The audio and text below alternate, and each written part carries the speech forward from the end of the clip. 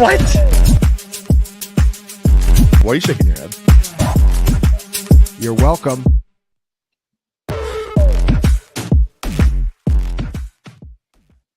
Oh, it's Tuesday night. That means Dynasty Points. What a weekend. I mean, the Ravens, well, let's be honest. I can't even celebrate that win. We're pouring one out for Chris Godwin, my favorite player all offseason, single-handedly carrying many teams to the finish line. Many first-place teams are about to be struck down from the number one placement. He is an irreplaceable player, so we have to shout out Chris Godwin. I will talk about it a little bit today before Market Report handles the rest of that heavy lifting tomorrow with Buck and myself, but pour one out. We lost Mike Evans. We might lose DK. The injuries to this season. Shout out to every RB drafter. You've won this year. I give up. Just a truly insane weekend of football once again. We got teams coming back off bye like the Bears. We're excited for that. So shout out to all of you guys for tuning in. If you missed it earlier, we're doing TikTok lives daily now over at Fantasy Points. That's Fantasy PTS over on TikTok. I'll be doing those every day now. We just did that leading up to this show.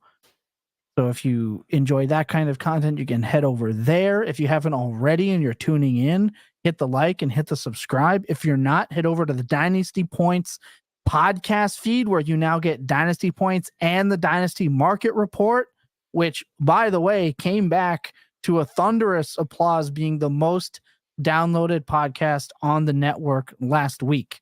You guys cannot seem to get enough Dynasty content, so we're going to keep bringing it to you.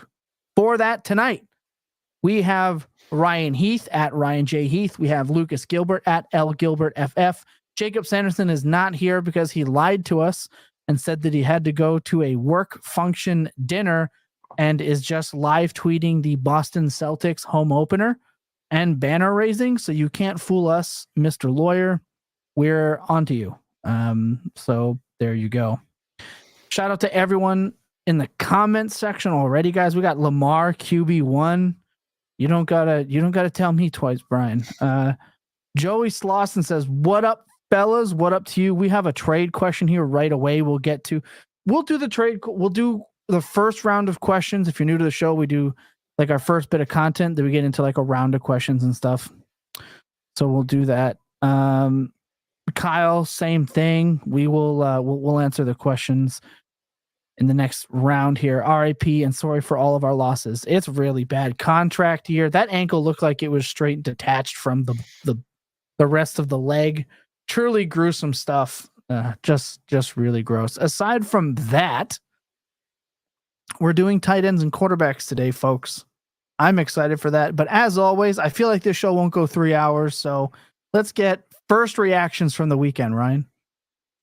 Yeah, it was quite the weekend. I got to watch some exciting stuff from Drake Maye. That was pretty cool. That I'd say, or some moments, obviously, not the outcome of the entire game and everything that happened, but yeah, I've seen enough things from Drake Maye on tape to where I'm kind of in the saddle for Drake Maye now as a Patriots fan. So happy for that.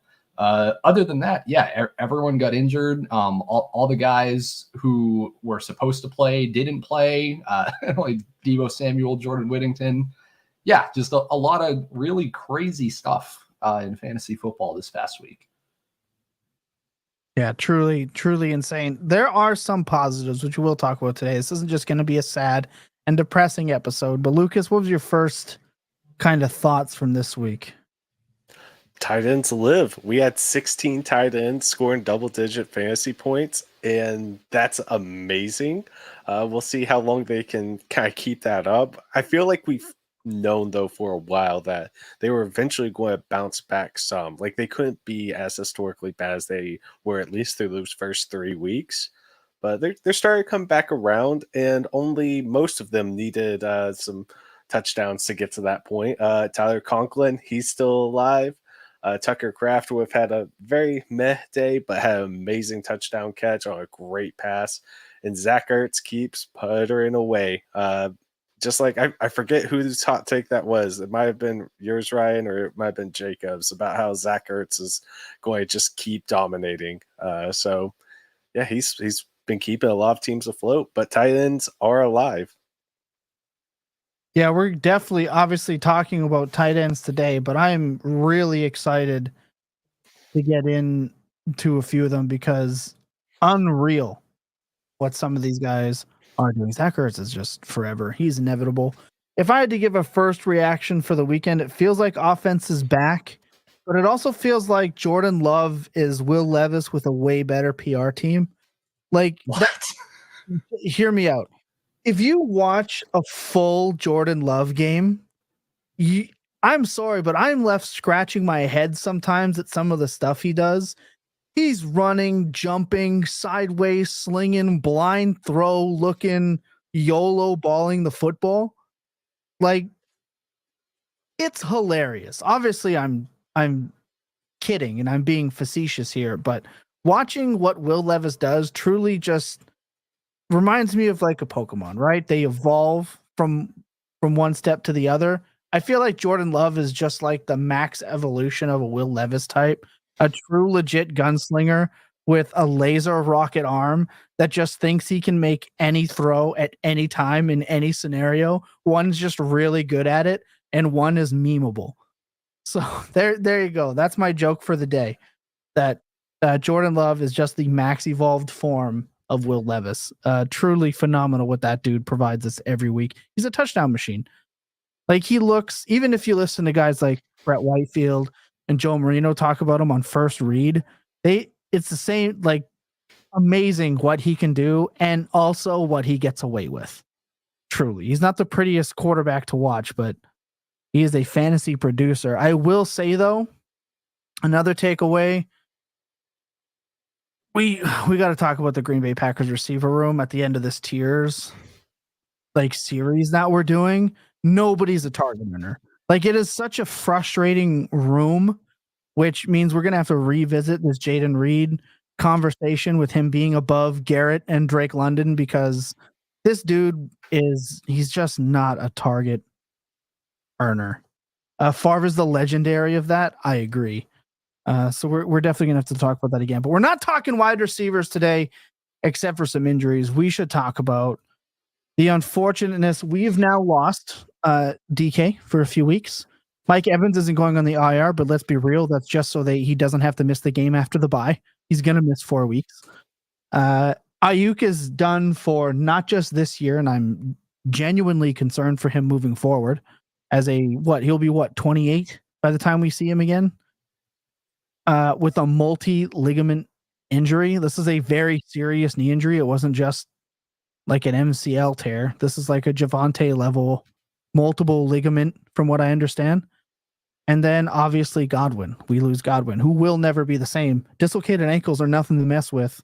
And there's ligament damage in there too, according to our own Edwin Porras. So let's talk about these wide receivers, man. First things first. Are you buying any? Because the immediate response from people is, we'll go buy low now. Like, you can buy these guys. Are you? I don't know if I am. So I'll start with Ryan. Yeah, I don't know. So with Aiyuk, I think you can if you're in a specific situation with your roster. Because yes, while I would not have much I would not have much hope for 2025 and what he gives you there. Anything he gives you in 2025, I would want to pay a price where that's kind of gravy on top, right? But I mean, he's locked into a long-term contract, which good for him, by the way, that he got that before the season. This is why guys hold out. I saw Sam Sherman getting a lot of pushback on Twitter for saying that today, but he's completely right. Is good for him. Yeah, completely right. So yeah, I think if you're in a multi-year rebuild, maybe I'm interested in Aiyuk. Godwin, I don't think so, man. You can argue maybe that he's not the type of receiver that needs to win with like the short area quickness. I would disagree. I think he is, and that that's kind of his whole thing. Yeah, I don't know what Chris Godwin's going to look like post this. I try not to buy guys in Dynasty where I watch the injury on my screen and I let out an audible gasp, which is what I did. So yeah, I don't think I have interest in either of them really. I have interest in some of the other pieces on these teams potentially that we can get into, but I'll let Lucas go with the primary topics of discussion first. And also, Thomas, we have our Chiron switched. I'm Thomas Stipple tonight. What? What do you mean? Do you not see that? Your name is below. It's below my face. No. I ain't seeing that anywhere. So okay, you might be. I'm seeing I don't Thomas know what Stipple screen with you're my looking ugly. at. I love it right now. So you're tripping me out now, Ryan. I feel like I'm being gaslit. Hang on, Lucas. Am I crazy? No, like okay, I have YouTube pulled up. Nope, Ryan Heath's under Ryan Heath. I have it right in front of my face. I think you're just watching. Is this like a Rick and Morty alternate dimension TV viewing episode? Because we're just in like a different world. That means you have to say outlandish shit to make people angry. Now, Ryan, if that is truly the case, chat. I thought you were doing like when you were talking about Jordan Love is Will Levis with better PR. I thought that was like a bit where it's something I would say. Like I thought that was your angle there. It was like, I'm gonna make people think Ryan Heath has this take. This will totally own him. But yeah, I just sent you guys a screen grab in the group chat. So yeah, I'm not lying. I'm not making this up. Yeah, I don't know what's going on with that dude, but it's definitely not what's on the screen. That's very weird. Very weird. Yeah, why are you like mirrored? What is this? I think that's a you thing. I think you have mirrored on for your camera. I bet you that's what it is. My Lucas, camera? That wouldn't change. I don't know. Okay. I have no idea. None of this makes sense. I have no idea. Okay, no idea. Lucas, what are you doing with Aiyuk? I mean, I am like looking to buy him, especially on a rebuilding team. Get those points that aren't going to be scored on my roster, so they're not hurting me as I am tanking for some top picks here. But I do think that if anyone's going to come back, like if we're just strictly talking the long-term injuries here with Chris Godwin and Brandon Aiyuk, if either one of them is going to come back, it's going to be Aiyuk. I do want people who are tied to the San Francisco offense. And let's just say that San Francisco finds some way to move on, say that they're willing to eat that much dead cap. And,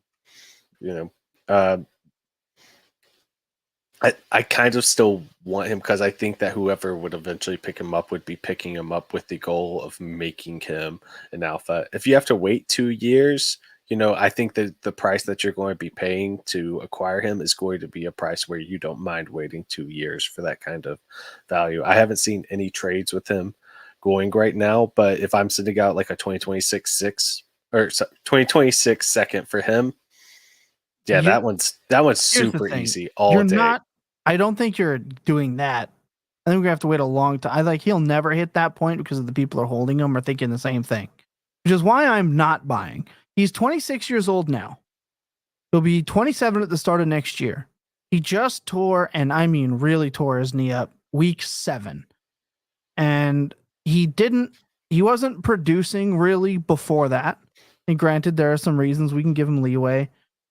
His upside has always kind of been capped because of volume on this offense. So his value was already hovering in that 5th, 6th round. And people are not going to be giving him away for free. You're going to have to give away actual assets to go and acquire him at this point. Really, people aren't taking, at least what I predict when I say people aren't, this is what I'm predicting. I'm not predicting people are giving up significant value loss just to offload this receiver who just signed his contract and is attached to the San Francisco offense. We may not see fully healthy Brandon Aiyuk for 2 years. We may not see it till 28. The NFL changes a lot in 2 years. Teams change, coaches change. You telling me that if Shanahan is bad, San Francisco, legitimately on the outside looking in a very good NFC. They missed the playoffs this year. Next year, if they're not the same team, say they let Deebo go, which I think they should let Deebo go. What happens if they struggle again? Like what's his leash? I don't know. I have no idea. Then you get Purdy. You got to pay him. Now the team is different. The offensive line is different. Now you get Aiyuk coming back. I'm not buying right now because the price is still going to be too expensive, even on a rebuild. And at week 7 in the season, do you still have a Terry McLaurin on your roster? I don't think so. You've probably moved off him after his big blow-up games if you're a rebuilder. Why are you keeping that on your team? I will say that there's a team that I was 3-3 heading into this week. I offered Terry McLaurin, I think J.K. Dobbins for Brandon Aiyuk and Jatavian Sanders, and was instant smash declined. I've been seeing Terry McLaurin go for mid to late firsts. I don't know if I want to pay more than that right now to go on to get Aiyuk, considering he cost you a first and a second to acquire pre-injury. His price isn't going down right now. His price might go down in 4 to 5 months from now, but you're going to have to give up something significant enough to go and get him, and I'm not willing to do that. Does that make sense? Hopefully that makes sense. I think it makes sense in my head, but it made sense to me when I was thinking about it. Someone has said, good for Aiyuk, but I haven't seen anyone mention what a disaster the contract is for the 49ers. Spent a first-round pick and wide receiver, paid up for Aiyuk, who has not been great when healthy and now is out. He was great. Like, he was not producing this year, but he was great the last 2 years, over 1,000 yards in each year. Was a top 15 producer in fantasy and was regarded as a top wide receiver. It's going to end up looking like a disaster contract now, but I mean, you still pay up for this guy for sure. Any other team would as well, but it just insane. Yeah, and Revolt says Trent, Kittle, Deebo, CMC all gone in 2 years. Yeah, definitely sucks. Yeah, but we're also saying like CeeDee Lamb is underperformed too, and we're not saying that contract's a disaster. Chase also underperforming aside from one game against the Ravens. Thanks for that, by the way. We're not calling that contract a disaster. It's just guys that have held out through the entire offseason and get off to slow starts. I think that's more what it is. Yeah, I'm not paying for Aiyuk. I'm definitely not paying for Godwin. No rebuilder. Don't go and buy Godwin unless it's for nothing. You've got to be giving up. I wouldn't move Christian Kirk for him. You know what I mean? Like, it's going to be a long road to recovery. All right. That's it. I think that's it. We have so much to get to. I'd love to keep talking about these wide receivers, but before you move on really quick, are we buying Jalen McMillan? Like, obviously his price just went up. Too late. But even at his new price, are we buying? What are you willing to pay for him? 2 seconds plus? How much is he going to be going for 2 seconds plus? He was already going for a second. And from my experience, now it's going to be 2 seconds plus. What you're already going to have to pay a lot for him. Like 67% of his rookie snaps came from the slot at Washington. He already had run one route less than Godwin in the first 2 weeks of the season before McMillan got hurt. Even in week 7, he saw 8 targets, one less than Godwin. That one was that last target for Chris Godwin at the end of the game that he shouldn't even been in on. He's already getting on the field, and now his spot has been opened up. And he's a rookie. You're going to talk about in Dynasty, that kind of player?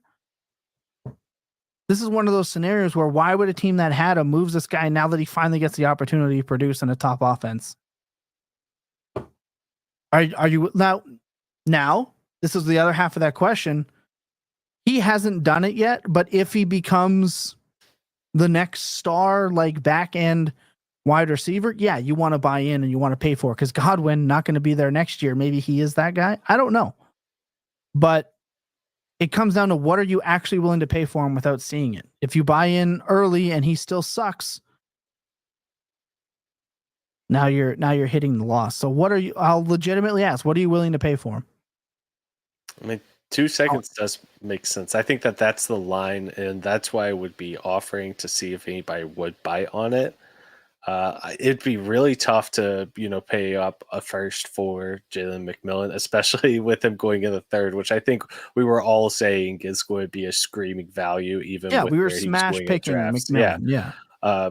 So there's not too many where I'm missing him, but I am probably offering 2 seconds, and it really is hard to come off that, Ryan.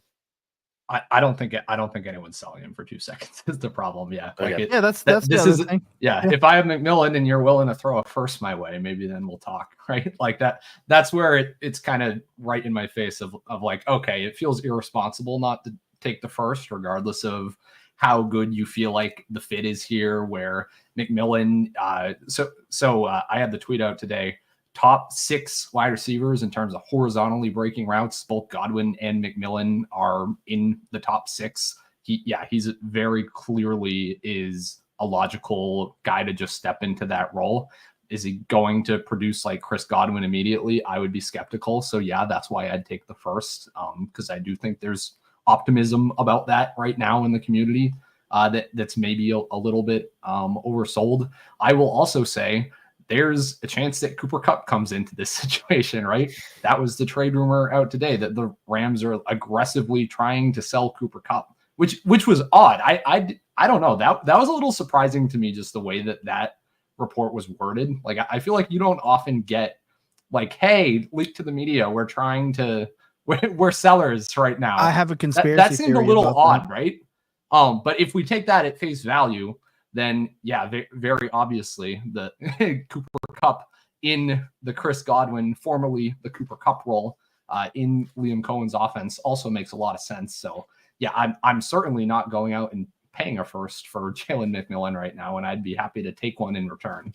But yeah, I kind of like Tom says, I don't know that that's going to be a very liquid market in your dynasty league right now. I don't know who is, short of it being a first overpay very clearly. I don't know who's motivated to sell.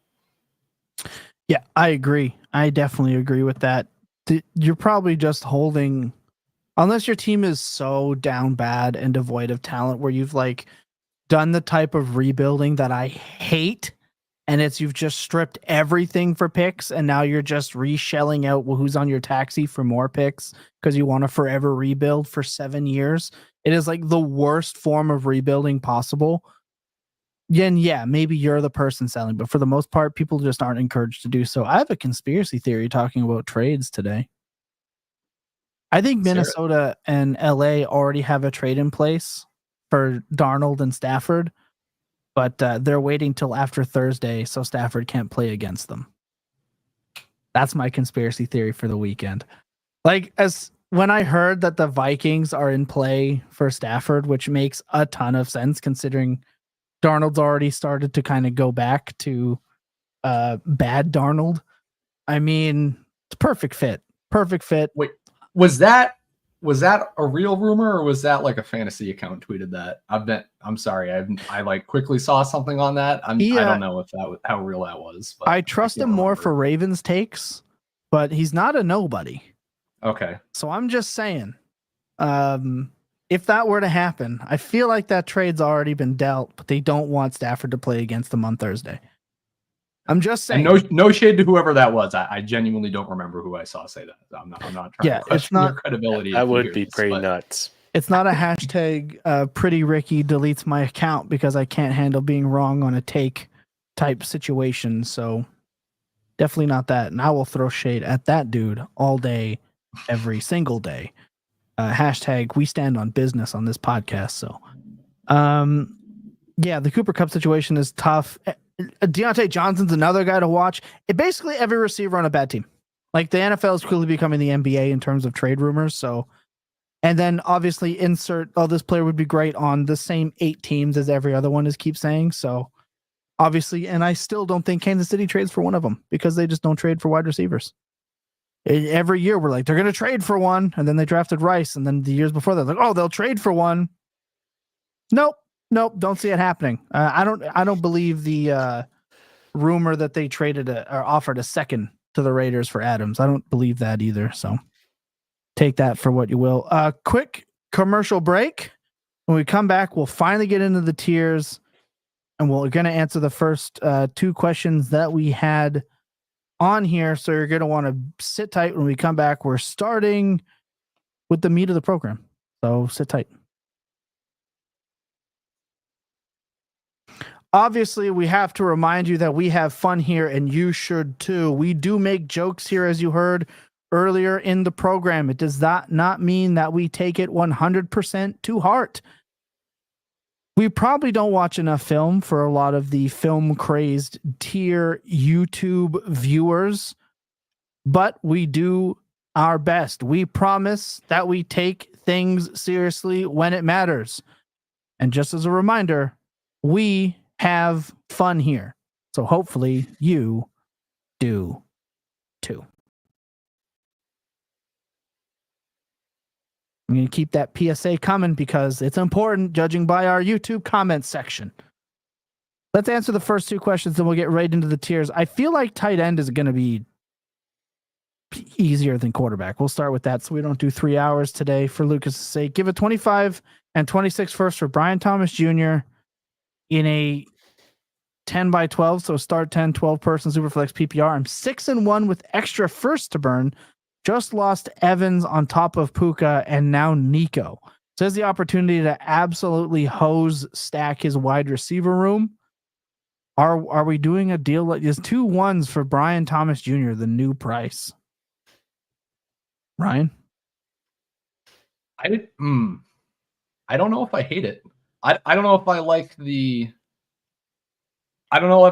idea of I have first to burn. They're never to burn, right? Like it's right. Currency. It's not, we shouldn't be going out and burning first just to burn firsts. But I don't think 2 firsts is a horrible price for Brian Thomas. But I would say if you're a 6-0 team, that's maybe not the best use of your capital, right? I think you can get comparable to Brian Thomas production without spending 2 firsts. If the production is what matters to you, which it should if you're 6-0. So yeah, I don't know. I would say to probably explore other options. Maybe you can be my Amari Cooper buyer that I've just been desperately searching for in so many of my leagues these past 2 weeks. Yeah, I would check in on those guys first. I don't think we need to do drastic things like moving multiple firsts. Not that it's like horrible in a vacuum to move 2 firsts for Brian Thomas right now, but yeah, I think you can bargain shop a little bit more. Me Revolt says watch Genty before you want to burn 2 firsts. If he's 5-1, he's already not getting Genty. So there you go. So I do think that out of the rookie wide receivers, paying the 2 first price for Brian Thomas Jr. I think is a better way of spending those picks than paying the 3 first to go and get Malik Neighbors. And you'd probably have to pay more than 2 first to go get the Marvin Harrison Jr. right now. I think pay that more than 3 first to get Neighbors. Good luck. Dang. Good luck. Dude. I do think Smash declined. All right. I do think though that the production moving forward is a little bit more secured this season for Brian Thomas Jr. So if your goal is I want to get younger at wide receiver and I want to spend these picks that I'm projecting to be at the back end of a draft, so I want to go get, an elite rookie, put him on my team and still have good production, that's the rookie I'm going after at wide receiver right now. Yeah. I actually like this. Here's the thing. We can confidently project your first to be pretty late, considering you are going to get Puka, who is designated to return from practice this week. You are going to get Nico back, and you are going to get Evans back at some point at the end of the year. I'm pretty confident in saying that your first is going to be pretty late. Do you know how much somebody would pray in a league to get someone like Brian Thomas Jr. at the late first every year? Do you know how rare it is to hit? Exactly. Do you know how rare it is to hit on a receiver like Brian Thomas Jr. at the end of the first round every year? And now we're getting into a draft class that's projected to be not very great for wide receivers. I'm okay with it. It's not, Lucas. It hasn't been all year. The wide receivers are not the most talked about position in this draft. And the only that's reason because we have a historic running back class, but they're still Correct. good wide receivers. Good, absolutely good, but they're Like not. McMillan's going to be great. Luther Burden's going to be really, really good. I don't know. Okay. And if they are, they're going really early in this draft because I don't care how great of a running back class is. We know how people draft in Superflex leagues. It's not running backs. Genty is like an exceptional case. Then quarterbacks are going to get drafted where they shouldn't get drafted. And then your picks 7, 8, 9, 10 are likely to be receivers and a combination of running backs. And even still, we know how many wide receivers bust that get drafted in the first round. Often. So there's still not even any guarantee that the receivers that you're mentioning are going to be as good as Brian Thomas Jr., who's absolutely crushing. And by the way, dunking all over Marvin Harrison Jr., who looks like a catastrophic failure right now for people that drafted him at 101. That's your risk. There you go. You had an elite touted rookie prospect drafted at 101 this year, and he has bombed. That's your risk. Brian Thomas Jr. to me nullifies that. So yes, you can roll that risk, and maybe I can have that player, and it's great to have that pick in your barrel, but Brian Thomas Jr. is doing the things that we were hoping he was going to do. So to me, it's at least a safer use of those draft picks than like going and spending a first on Terry McLaurin, who's now getting kind of alpha dogged by Noah Brown on Washington.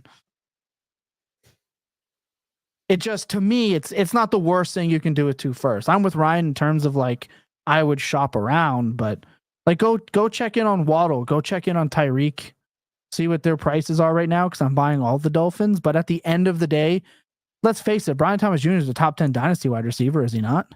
Like, look where we put him in that tier episode 2 weeks ago. 2 firsts. He's in Garrett Wilson territory at this point, where we put him in that tier. And 2 firsts is the price of Garrett Wilson. So I think you're bang on. You're just not getting a discount, which I think is part of the problem. Does that make sense? Hopefully we answered that. Did that make sense? I think I hit the nail on the head there. I think our positions are clear. Yeah. Good. Yeah, no doubt this year wide receiver class was too good. It was. Hey, it was even better if you faded Xavier Worthy. Even better. And Ladd McConkey even just looks, I don't know. I mean, your boy, Justin Herbert, threw the ball 36 times. Ladd was not, there's like a lot of talk on why he wasn't getting the ball. He wasn't involved. So Ladd, we got to do some digging in there. Also, get Jalen Reagor off football fields. I never want to see him again. Hey, lots of good wide receivers have been alphaed by Will Disley in a 1-game sample before. Okay. That's all-time trolling, Ryan. I love that. You should tweet that, actually. That's phenomenal. I might do that. Your boy had 14 fantasy points again. Just that dude needs to score some touchdowns. I mean, the volume back to being good. We like that. But yeah, 14.76 points because Reagor couldn't hang on to a football and put it through. Yeah, that's the thing with Ladd McConkey. He's literally never not banged up. That's just Ladd McConkey playing football. That's not something new. It's just Ladd playing football. Always banged up. All right, let's do this dynasty tier. I think we know this is how it's going to work. We've split the tier groups in, so it's a little less confusing. Elite, great, potential to be great, but good. We have average, we have potential, and then we have worth nothing. We can't see that part because it's a little too zoomed in. But that's how we've kind of sectioned it. Oh, don't care. Sorry, that was the one. I wanted to have a little bit more punch, a little bit more pizzazz.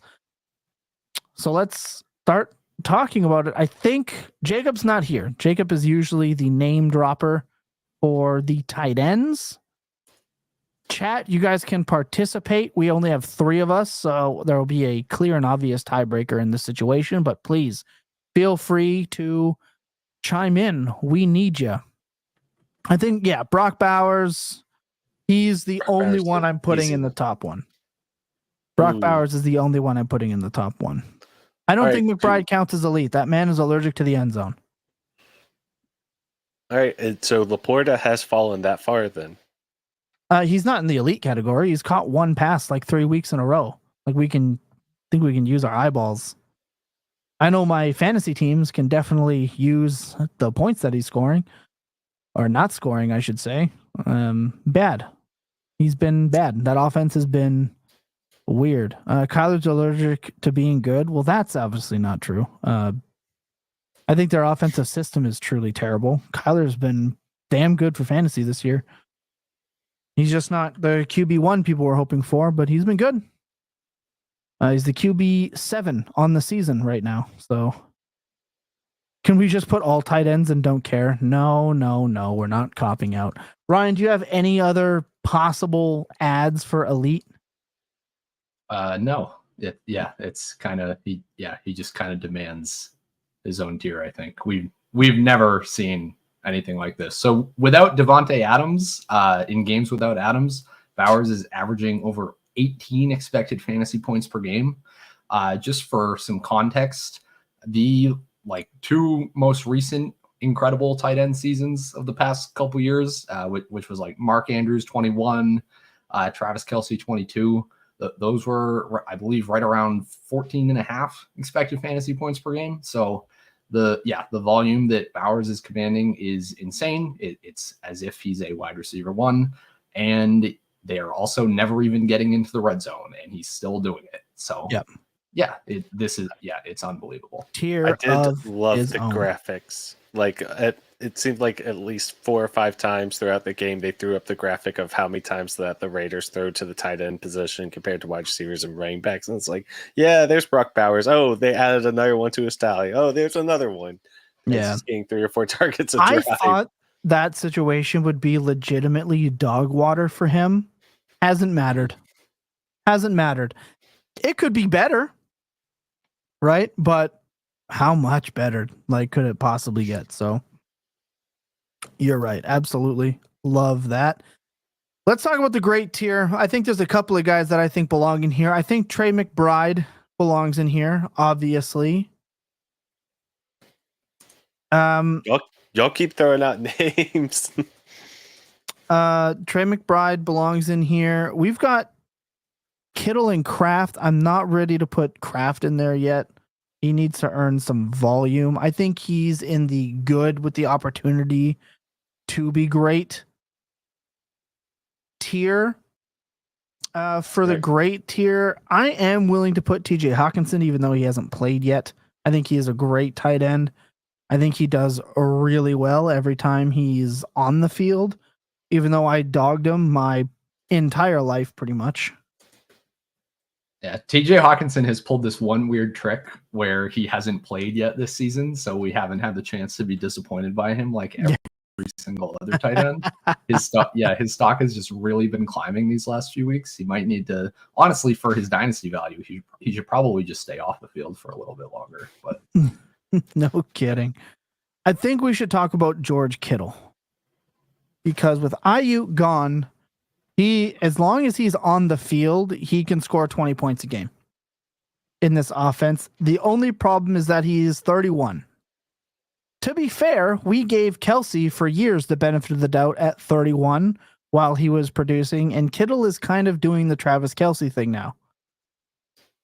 The thing for me, the separator for me is, are you paying a first for George Kittle right now if you are a top 3 team in a tight end premium league? Yeah, I am. You are? Lucas, are you? I think definitely with tight end premium, that really sells it. Okay, so then I truly believe that he belongs there. I can't seem to sell him for a first. I will say that. Been trying to do that these last couple weeks. I don't know why. I don't know if people aren't aware that George Kittle literally averages 23 fantasy points per game. He's a wide receiver without either Aiyuk or Deebo Samuel over the last 3 years. Him and Bowers are neck and neck in my mind for redraft tight end 1 rest of season. Those are the only guys I'm willing to even entertain. And I think both of them are going to be top 10 valuable players in redraft. Are they both top 10 in wins above replacement right now, Lucas? Or if they're not, they will be very soon. Yeah, so George Kittle right now, he is the number 8 overall player in the league in wins above replacement. It's Insane. even crazier in wins above replacement per game. Like, he is just absolutely nuts. Although Brock Bowers isn't too far behind him, which just kind of points to how nuts Brock Bowers has been. But in tie-in premium leagues, it's even crazier what he's been doing. Yeah, agreed. But yeah. He belongs. And even there. next year, to think about it, like if a Ricky Pearsall or like a Jawan Jennings doesn't work out and become like this massive target earner, to even think you could get another year of this type of production from George Kittle with Aiyuk likely out for most of next season, with Deebo possibly gone. Yeah, no, I just love all of the outs to George Kittle right now. Have no issues paying a first on any contending team. Agreed. I think there's a name in here that we have to talk about. I think Kyle Pitts might be working his way back. I'm not even kidding. Look at his last 3 weeks. Against Tampa Bay, he had 8 targets, 7 catches for 88 being used in those vertical routes that Fantasy Points data has been pumping so vigorously. And then 2 weeks ago, he had the game against Carolina where he only had 3 catches for 70 yards. That put him at 11.5. And look at his game against Seattle this last week. 9 targets, 7 receptions for 65. He's finally getting some volume and getting some usage, still allergic to the end zone. Now we have seen it's a trap gif. He is the tight end 7 on the year. The offense has been humming of late, truly coming together. Is Kyle Pitts real? Or are we still too skeptical? Are we bought back in, Ryan? I know you've been the data king lately. You've probably already looked at everything Kyle Pitts has done. What have you seen? No, I honest to God, I've been like avoiding thinking about Kyle Pitts just because I feel like I kind of had just sworn off thinking about Kyle Pitts after the first few weeks of the season. It's like, okay, whatever. Like, I was wrong, and we don't need to revisit this one anymore. But you're right. Yeah, I should probably think about this. Yeah, man. I don't know. I think Pitts is benefiting from a high volume offense right now, which is awesome, right? I guess that's the same sort of argument you could hopefully theoretically make for like a TJ Hockenson in like the idealized version of the Kevin O'Connell offense. I think you're looking at something similar there. I mean, Hockenson was the tight end 1 with right next to Travis Kelce, basically tied with him last season. I think that's like the ceiling outcome for Kyle Pitts is like a 14 fantasy points per game type of season. Are there many other tight ends that I think even have that ceiling outcome right now? No. But there are others, right? I think I'd probably put Pitts a tier below here. Okay. Because while the recent results, and when I say recent, I mean literally the last 3 weeks have been better for Pitts than they have for some of the other names we're probably going to talk about. I don't think that fundamentally the bet is that different with him than with some other guys we'll bring up. I'm being cryptic right now. Sure. And I think that is fair. So I'm in agreement. We can move him down. I had to talk about him. Let's talk about the other sophomore tight ends. Dalton Kincaid and Sam LaPorta, both been monumental letdowns. I don't want either of them in the great category. I think they both deserve to be dropped a tier. Both of them. Dalton Kincaid is getting volume. Target 7-6, 7-6. Doing nothing with them, though he does have 50 yards in back-to-back games. 50 yards for the first time this season, still leaving a lot to be desired in terms of output. Knox still clearly a problem for him. And now Sam LaPorta is not even a necessary demon in this offense with how they've been running, not getting volume. And it's not because of the fake Jameson Williams breakout. Mr. Steroids, all that gas in his still ass himself. Jameson Williams, that people talked me into believing after 2 weeks. You liars. Every single one of you. He was asked the whole time. But back to the tight ends, because we're not talking about wide receivers today. I think these two belong in the great, or in the potential to be great but good category. I think they have to. Ryan, have you seen anything that says otherwise? I'm sorry. Can you repeat that? I got a little bit distracted. Can you stop Scott Barrett tweeting while we're on the program? Mr. Full-Time Hot Shot. All right. Let's just lock it in for the rest of the day. Thank you. Yes, sir. Have you seen anything from LaPorta or Kincaid? I'll repeat this again. Have you seen anything from LaPorta or Kincaid that makes you think they would still belong in the great, but not potential to be great, but good category? No, not at all. So yeah, Kincaid just comes out of the game in the red zone, which is really weird.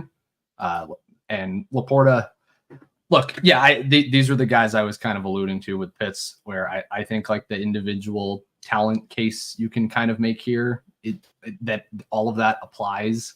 But yeah, just right now with how both of their offenses are running, I think we can safely say that unlike somebody like a Brock Bowers who just demands an offense be run through him, it's not the case with a LaPorta, with a Kincaid. LaPorta's route share is weirdly down this year too. Mm-hmm. Like he was up above 70% as a rookie over the full season. He's at like 66% right now. Yeah, I don't know what's going on with that. It's pretty disappointing. Only 2 targets in the red zone this season. Yeah, I don't like it. It's yeah, they're in the potential to be great tier for me. Yeah, agreed. Right, I think part of the reason with say, LaPorta. Oh, go ahead. I will say that if there's any out of this potential be great but good tier, the one I'm betting on right now is LaPorta to make that leap up to great. And he's the person that I'm kind of looking at as in like we all knew that going in tight end 1 in the preseason, like I don't think any of us were buying him at that sort of range. But as he keeps going down, I'm starting to ask around. I'm starting to see if anybody is willing to move off of him at, not tight end 1 prices. And I think that Brock Bowers is actually going to kind of reset the market a little bit, because I feel like we were all in this like kind of gross tier of like, there's a bunch of tight ends that we kind of believe in, like the Trey McBride, the Sam LaPorta, Dalton Kincaid, Kyle Pitts, Brock Bowers, and Pitts. I will say slower than them, but we were kind of in this like area of they're really good. We've seen some of them produce. We know the others can eventually produce because we believe in the talent. How do we differentiate between any of them at all? And I think that it kind of inflated all of their prices up just a little bit because you wanted to make sure you got one of them. But now that we know that Brock Bowers he's all the way up here, he's the 3-first player, we might start to see, potentially being able to move a first and a second for LaPorta, or maybe even just a first for him. And I'm looking for that all day, every day in my leagues. Yeah, I think part of the thing with LaPorta is there's a reason the Lions have been very good against the blitz. And I think it's because they're keeping LaPorta in and not leaking him out on routes as often. Now, granted, I'm not a hashtag film guy. I don't know. That's my thought.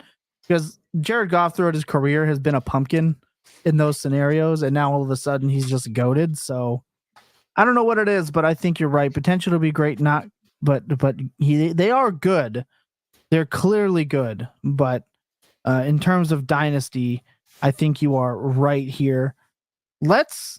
Is there someone else? I think Tucker Kraft kind of needs to be in here. I think Tucker Kraft is my Dynasty tight end 5 right now. So yes, you're not the only one. I think I said that, and Graham Barfield almost fell out of his chair. He couldn't believe it. I believe he belongs up there. I don't know if that I have him at 5, but I believe I have him at 6 or 7. So I definitely believe the hype. Now Lucas has to figure out which one it is, because there's 2 Packers redheaded tight ends that look the same. I'm fairly certain I'm right here. I'm 95% certain. Can we get a confirm? Can we get a confirmation? Because I definitely don't want Musgrave in here. Kraft. I nailed it. Man, I'm good. Oh. He has been good. He has been very good. I like him. I was taking both tight ends. I believe in the offseason I said, take both of them. They're probably going to be annoying until one establishes themselves. One has established himself, and it's Tucker Kraft. I would like to see the volume. He's going to have a lot of 3 for 30s in this offense. Like, let's just be real. But how many tight ends don't have that, really, outside of the elites? That's why there's 4 guys in that top category, right? If you're talking about potential to be great, I think Tucker Kraft is that next guy. He's doing it in his sophomore season, and I like that. I got a couple other guys I want to put in, but they're going to be in the promise category.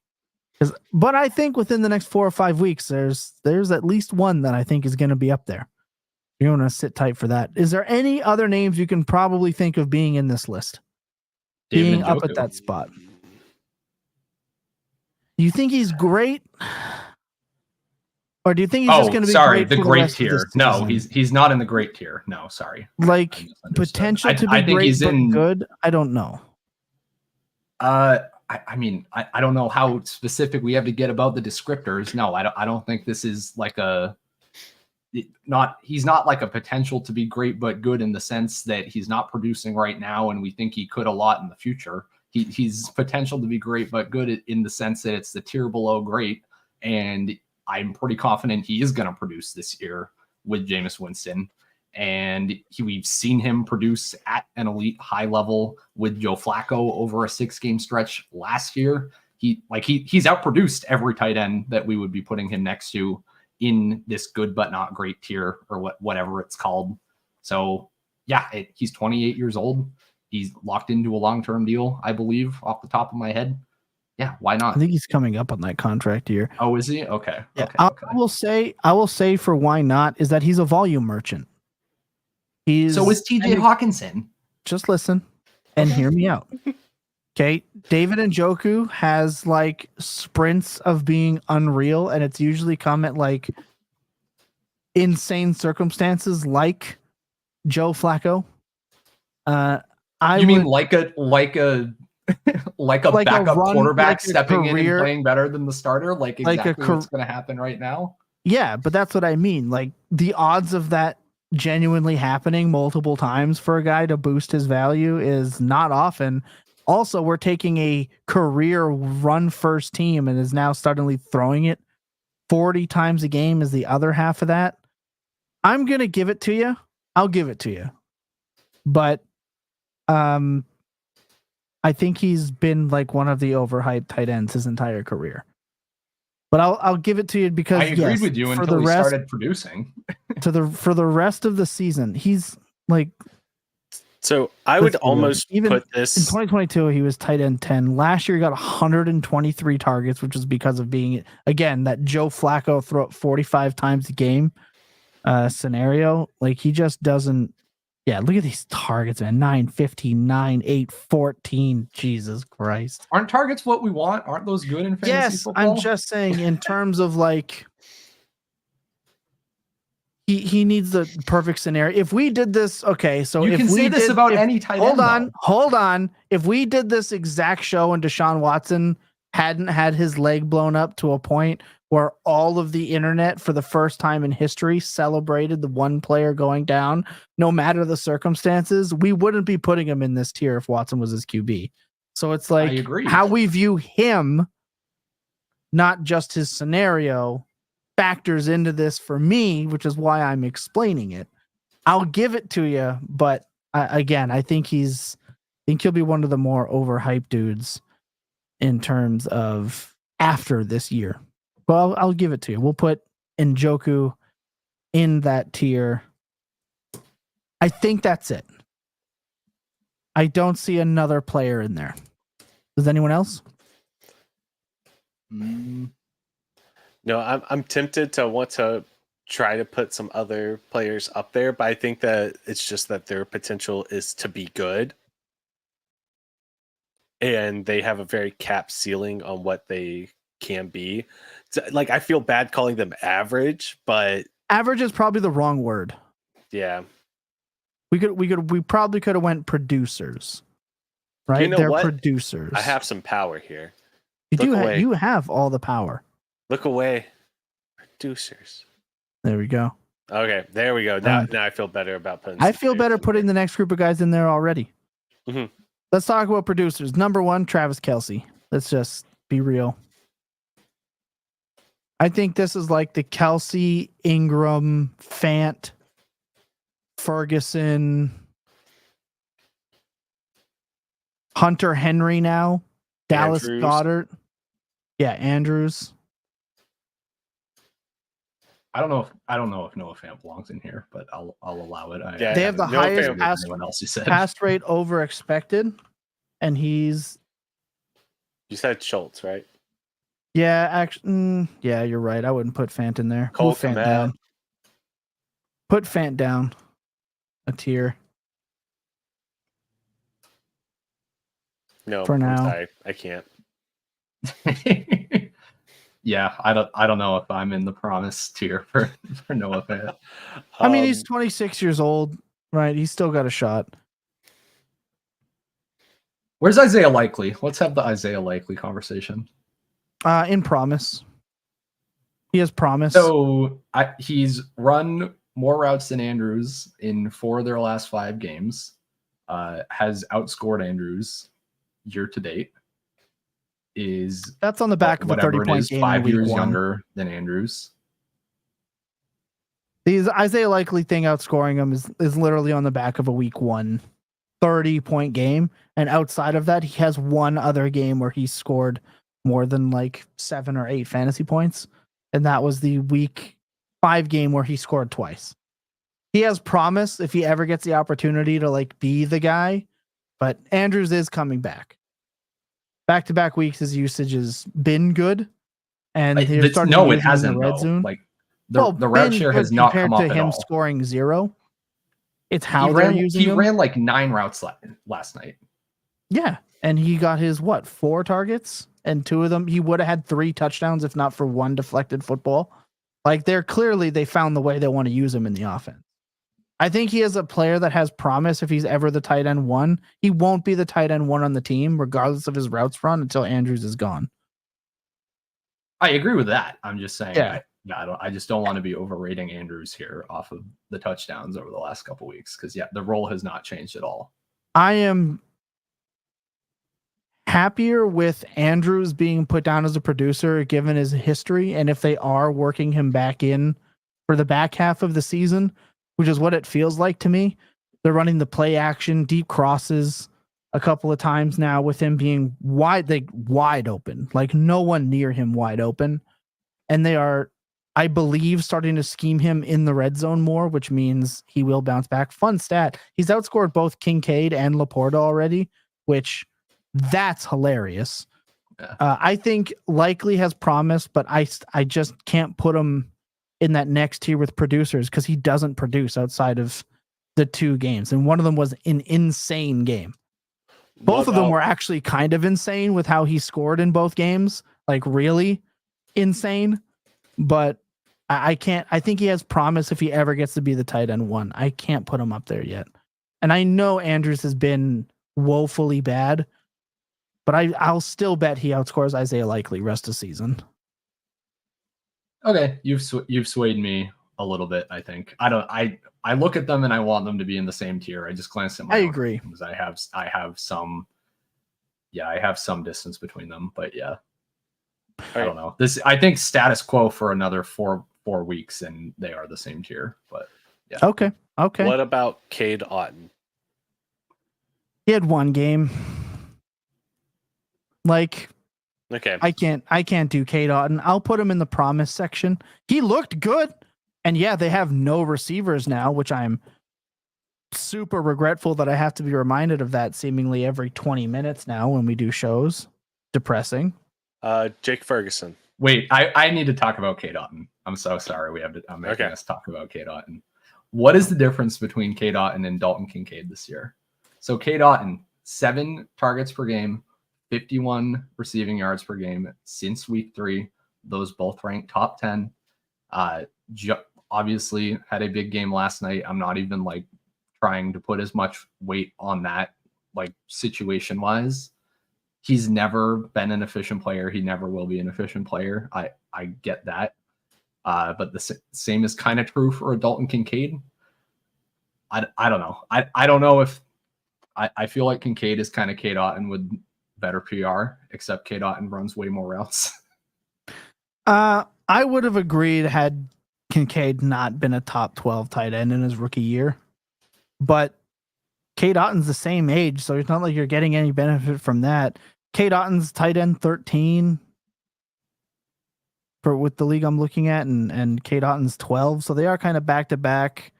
I would give one just based on pedigree. I think I want to see a little more, which is why he has promise. Like, I think that if Cade Otton continues to do this, he's like in that next tier and could be an entry to the tier above. If for the rest of the year he like just crushes in this same role, yeah, I agree.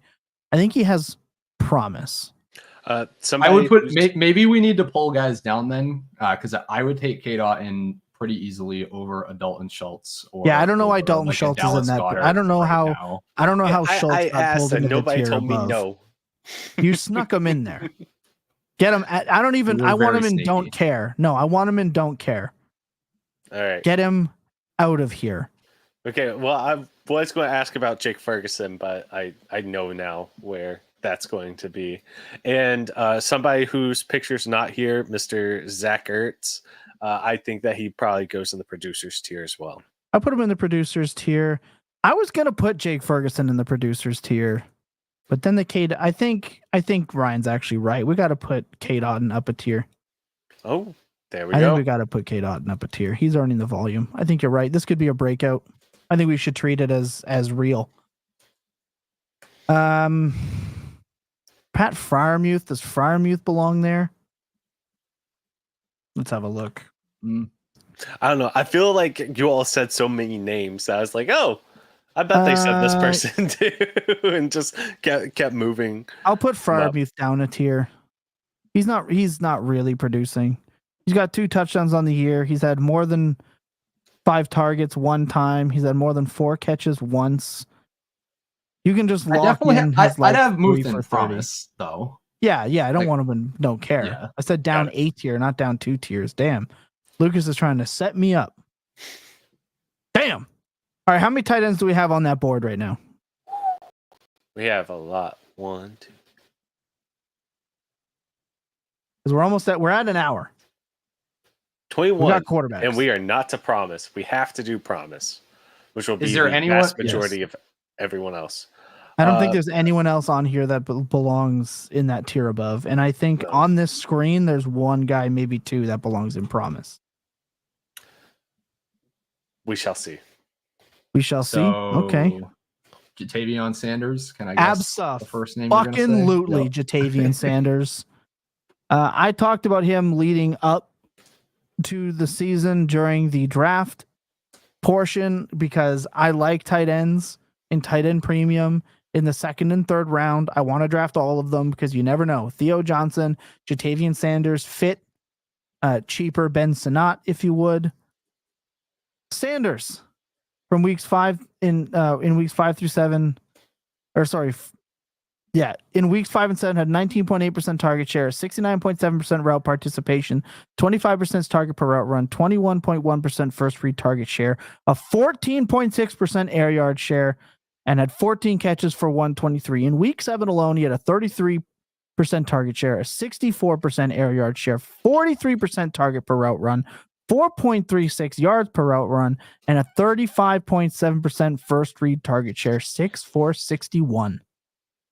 Stats via Andy Buckler and the Fantasy Points data suite. That's unreal production. Size, speed, freak athlete, and a good offense playing the Cade Otton role. So there you go. He belongs in the promise, and I think he's going to smash into that producers to he could be a 2-tier up player. This is a guy that could easily be Dynasty tight end 8 in 3 weeks.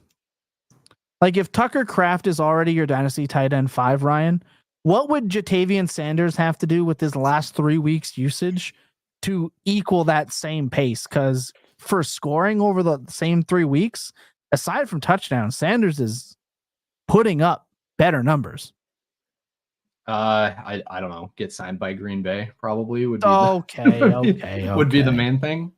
I mean with Kraft it's that he has like some of the best touchdown equity of any tight end in the league, right? That's kind of a lot of what sets him apart. But no, I'm with you. I'm excited about Sanders. I'm excited about this usage. I will say there's a chance that Tommy Tremble comes back and like kind of cucks him for a few weeks. That is definitely possible. That like this kind of breakout with the 6.5 targets per game has been without Tremble there. I hate that I have to say things about Tommy Tremble preventing young breakout tight ends from happening, but it's something to consider. But I mean, I'm with you. I would agree that he's in that promise tier. Yeah, I agree. He's in the promise tier, but I don't think he's far off. I think if he can smack down Tommy Tremble when he comes back. All right, Lucas, who else do you got? I do think that we need to talk at least about Ben Sinnott. Somebody who's getting that kind of draft capital. I feel like he definitely needs to be in the promise tier. I don't know if I'm ready to move Michael Mayer out of promise yet. I am. I don't know. Like, obviously, he has like the biggest competition possible, but we have seen that the Raiders want to use the tight end position. He's still getting on the field. Do the Raiders want to use the tight end position? He has four targets this year, and he had. I think they want to use Brock Bowers. He had 4 receptions this year, and he had 27 receptions in his rookie year. See ya. He is just a prototypical player that I don't care about. He's a 0 until something drastic happens. Sorry, I feel really mean about both of us just pouncing on Lucas right there. No. Look, I get it. I totally understand. I totally understand, and I get it, Lucas. I wanted him to be a thing too. Did you know Daniel Bellinger had a better rookie year than Michael Mayer? Yes, unfortunately. Yeah. That's what I'm saying. All too aware. There wasn't a lot there in his rookie year. Now, something could happen. Unfortunately, it would take like Bowers being hurt or him getting traded at the deadline. But I can tell you that teams don't give away their good second tight end for free when they're 24 years old on a rookie contract. So he's stuck there. He's stuck being alpha cucked. So somebody I'm seeing in the chat, and I don't have his picture here. I apologize. We have gone through Cade Stover. Almost 30. There's Cade Stover. He's in the promise section. The guru loves him. Hanson loves him. Then there's also Eric All. I know that there's a lot of big fans of him. Yeah, I love him. He belongs in the promise section. Basically, all the rookie tight ends. Like, let's be real. Like, we can just shorten it. Theo Johnson belongs in there as well. Yep. I saw someone say Jelani Woods. Never. He said looks good on IR. Oh, okay. Good. I'm not having that conversation ever again. I mean, he's still always my last pick in startup drafts because I know I can put him on my IR. I'm like, I'd rather draft Tom Brady and hope that he comes out of retirement to play for the Raiders. Yeah. I don't think the last round of startups like the I know ball test. Like I'm gonna just draft the name that is gonna make the most. Hey, it was Flacco last year for me by drafting Jelani Woods. I was drafting honorary Joe Flacco because he won the Ravens a Super Bowl, and I was letting him sit on my rosters, and then all of a sudden he became a league winner. So I guess you're kind of right. These other guys, I don't care about Okonkwo. I don't care about Jelani. Musgrave is into the don't care section now. Dulcich was never a thing. I don't care. Where's Lucas Krull at, though? Don't care. 29-year-old rookie tight end. No thanks. Don't care. So yeah, there's our tight end tier list. We're gonna reset for quarterbacks. Da-da-da. Let's review it. Elite is Bowers. Great is McBride, Hockenson, and Kittle. Potential to be great but good is Pitts, Kincaid, LaPorta, Kraft, and Njoku. I think if there's one player I think we could be over pumping, it would be Kraft. Between Ryan and I pumping him up here. But I think you're right. He has great touchdown equity. Producers, Kelce, Goedert, Hunter Henry. I mean, with that, we're going to talk about Drake Maye. Insane. Andrews, we could see him dip here, but I'm believing in the touchdown and point producing. We got him in the 16th round of a startup a couple weeks ago. Insane value. Cole Kmet and Cade Otton. Look at me. I don't need names. Come on. Not pictured. Isaiah Likely. What's that? Oh, So not shown. pictured Zach Ertz. Yeah, Yeah. Zach Ertz, honorary. All of the rookie tight ends like Theo Johnson, Eric All, Cade Stover. We have Ben Sinnott, Jatavian Sanders, Pat Freiermuth, Isaiah Likely in the promise category, and a whole bunch of people we do not care about. Jaheim Bell, I don't care. He hasn't done anything yet. Yeah. I'd like to see at least him get on the field and earn something. It is tough when you've got Austin Hooper and Hunter in the hen house. For rookie tight ends, until they make an appearance on the field, I don't care. And I love Jaheim Bell. I loved him as a prospect. But yeah, if he can't get on the field for that Patriots offense, then that's a big red flag. Yeah, we sent Jalen Polk to the shed, old Yeller style. Jaheim Bell's got to get out there and get some snaps at least. We did mention Eric All. His picture's not on here, but we did put him in the promise section. He's an honorary promise member. I'm a big Eric All guy, was all off season. So I'm excited that he's actually getting some playing time. Quick break. We come back. We're resetting for quarterbacks. So I think we could have just done a tight end episode. God damn. We're going to do quarterbacks anyway. Sit tight. We'll be right back, Lucas. Let's get that other one set up. Okay, so we are waiting we need Lucas to pop that other one up here right away. There we go. All right, here we go. We should have average, or we should have producers, then average, and then promise, I think, for the quarterbacks. This, I feel like, is actually going to be easier to do than the tight ends. I really do, because I think it's pretty clear cut and dry in terms of dynasty value how these quarterbacks should go. Yeah, surely we would never debate over quarterbacks. On Never. a fantasy football show. That would be No, crazy. on this I'm sure podcast, it will be never. full consensus. Yeah, we're not going to have a single disagreement at all. I think we'll have fewer disagreements because Jacob's not here to pump his insane propaganda. Well, we can settle ties very easily. I think that's the big thing. That honestly, yeah. Sure. Instead of it's pretty clear where the room stands each time. And I just want to point out. I'm not putting Ferguson in the producers tier yet. He would be in my producers tier. I just didn't really want to have the argument for Jake Ferguson because why would I do that to myself on a Tuesday night? But my position would have been he should have been. I'm not caring about Ferguson. He is a player you can plug. He's a player that has promised to me. Expect 8 to 10 PPR points. Yeah, he has promised to me to take the next step. I want to see the next step. That offense is just bad in general. I liked him when he was free. I didn't like his inflated costs in the offseason because Dallas just churns and burns their tight ends. That's what they do. They'll have the next version of him in a year or two. All right, same thing. I think elite. We have Lamar Jackson. Obviously, I mean, let's be real. That's where we started. Okay. Back-to-back MVP coming up here. Third MVP at 27 years old. He's the GOAT. He's basically the GOAT. 84 games it took him to have 5 games of 5 touchdowns and no interceptions. Yeah, he's the GOAT. Unreal. I'm going to put Josh Allen up there. Sorry, I'm not going to Lamar Jackson slander. I'll just shut my mouth. Keep going, Thomas. Try. I was just, you know what? No, it's not worth it. That's what's up. It's not worth it. But I'd like to hear an actual case if you don't think he's there. I was just going to make an obnoxious comment about how he threw behind Zay Flowers last night. But yeah, well, I told you. So Lamar Jackson knew he was going to get pulled from the game early and felt like he had to give the Tampa Bay Buccaneers a score.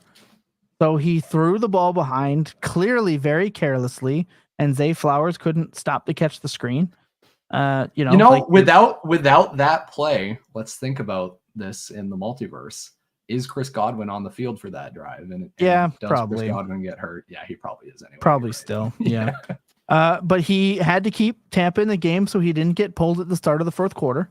Like, let's just be real. He wanted to stay out there. I mean, that's just the way I put it. He gave the Tampa Bay Buccaneers a chance because he's an honorable MVP and a man that wants to finish a game. Okay. That's what I'm going with. We would never give you any sort of biased analysis on the Dynasty Points program. Never.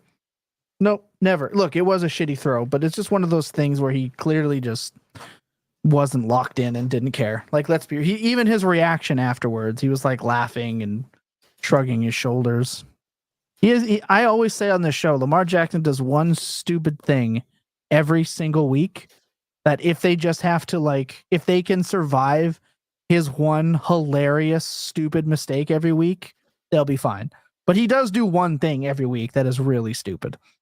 I've never shied away from that. That was just his thing. At least he didn't drop a snap, run back a bunch of yards, lose the ball in overtime. So thank God. All right. Who else in this tier? I don't think there is another one. I think it's these two. I think these are Dynasty QB 1 and 2. I mean, I agree with that. Are we not entertaining Jaden Daniels in this tier yet? No, I'd like to see it for more than a year before I put him in the top tier. That's always how I've been. I think he's dope. I think he's great. I think he's a phenomenal player. Already about to miss a couple of weeks. So we're not putting CJ Stroud up there. I feel like no. I have to say it. I can hear like Jacob in my ear right now. I have to bring it up, or else Jacob might not come back next Look week. at his sophomore season. Like Lucas says, Jacob's idea was that CJ Stroud was going to break every single passing record, and this offense was going to look great. Tank Della's looked like shit, to be perfectly honest. And what did I say in the offseason? When I mentioned what the coaching staff had said, that they wanted to run the ball more, they were going to bring in Mixon to be a bell cow. He has been. They're going to run the ball. They're going to not let CJ Stroud play YOLO football because he got away with too much. Brett Whitefield said the same thing. That was my cautionary tale for the QB1 season potential with CJ Stroud. I said he was the worst pick you could make in the first round at his ADP because pylon quarterbacks have to do so much to stay at that position. And CJ Stroud has 100% disappointed this year for his ADP. I'm sorry, but if you want to be in that Lamar Jackson, Josh Allen game-breaking tier of quarterback, you need to be at like unbelievable touchdown efficiency numbers and volume, and he's not there. I think he's great, but if we're talking fantasy production, you can't put him in that A tier. Right now, he does not have week-to-week game-wrecking ability. Yes, Nico is out, but even with Nico Collins, he had in 4-point touchdown leagues, he has had one game above 20 points, and he's had 2 games above 18 points. He's closer to Justin Herbert than he is Lamar Jackson and Josh Allen this year, which is something to think about considering how much I've shit on Justin Herbert this year. You know what I mean? If I'd go he's not that far as like he's closer to Justin Herbert. 14.3 points, 9.8, 15.9, and 5.3. Aside from the 2 games that I've already mentioned. The only difference is that Justin Herbert doesn't have those 2 games, whereas Josh Allen and Lamar Jackson have way more games above those than. So just on a technicality standpoint in production, he's been closer. Yeah, so what about Jalen Hurts? I don't think he's in that top tier either. He's also had an ass season. Like, he wasn't in that elite tier for me to start the year.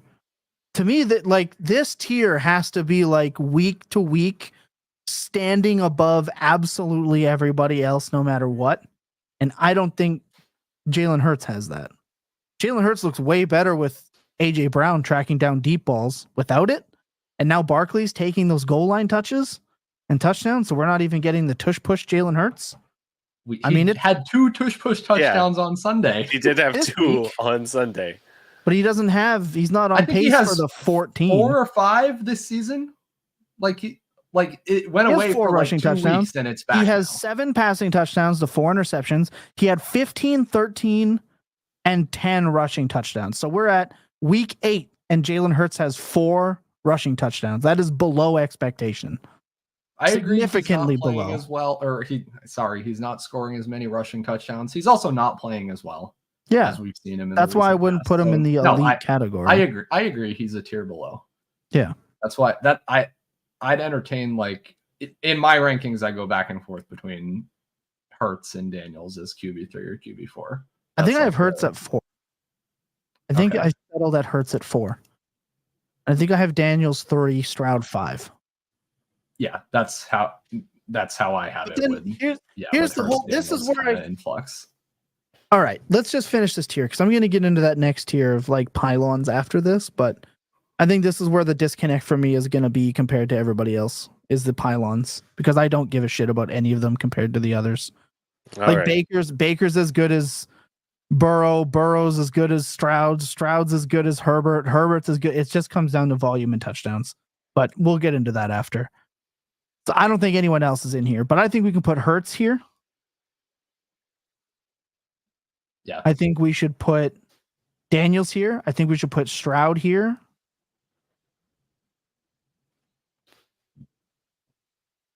Agree with all that so far. I'm curious about the next name that I think is out of your mouth, though. Really? Like Those are the 3 you've said, right? I haven't Yeah. missed one. Who else? Dak? Do we put Dak here? Oh, I didn't know if you were going to say Kyler. He was coming next. I'm conflicted. I have conflicting. Yeah, that's who I've wanted to pick your Comments. brain on. Yeah, so we'll go. I wanna because he's gonna take a while. Do we put Dak here? I don't think I do. Yeah, So agreed. you won't put Burrow here. You I haven't already got said there that. yet. Okay. I haven't got there okay. yet. yeah. I haven't got there yet. I thought If you want I to fight heard- about Burrow, I might. Can fight we about put Burrow. Watson in his own category, like fired into the sun, gone forever, get Like- fucked? Like, can we make our own category for him? Hopefully, your career is over.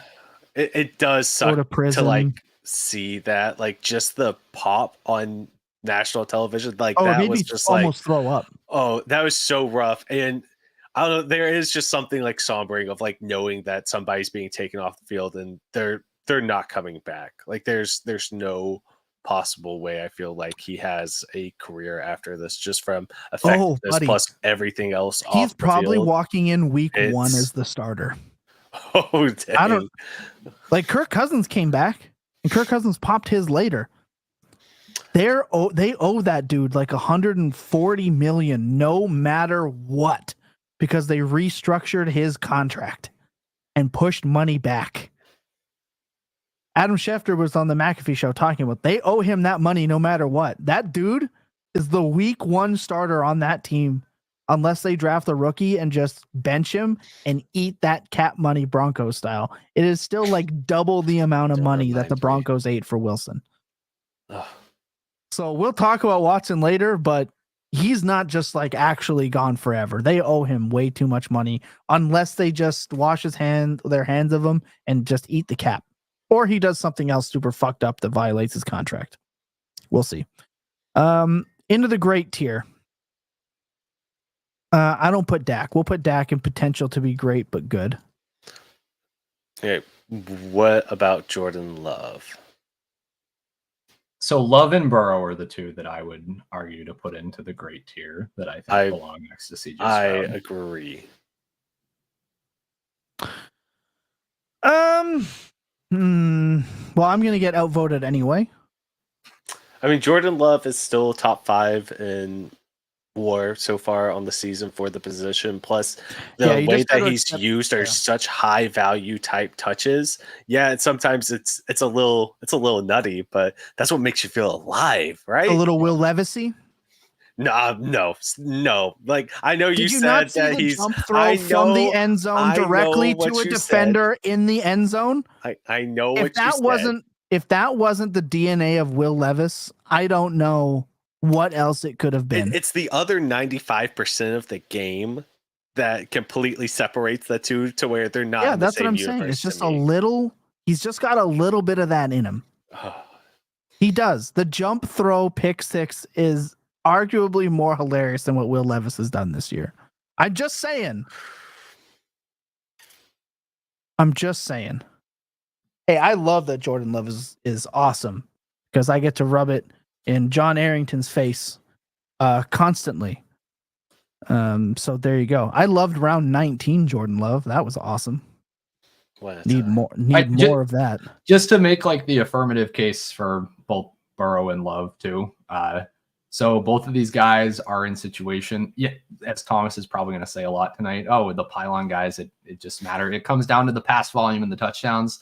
These are guys that are in offenses, in systems where we have seen the pass rate over expectation be elevated for an extended period of time. Wouldn't disagree. Kind of all Joe Burrow has done when he's not been very visibly hobbled is score about well above 18, 19 fantasy points per game. Like he scores fantasy points like a Jalen Hurts does when he's not playing amazing. So yeah, and kind of same with Love. It's just what we've seen from him for a good sample of 16 games, more or less running straight now. So yeah, they're both in that tier for me because I just think there's more stability with them than there are with any other pocket passers. I would agree. They have the offenses. They have the game-breaking potential on a week-to-week basis.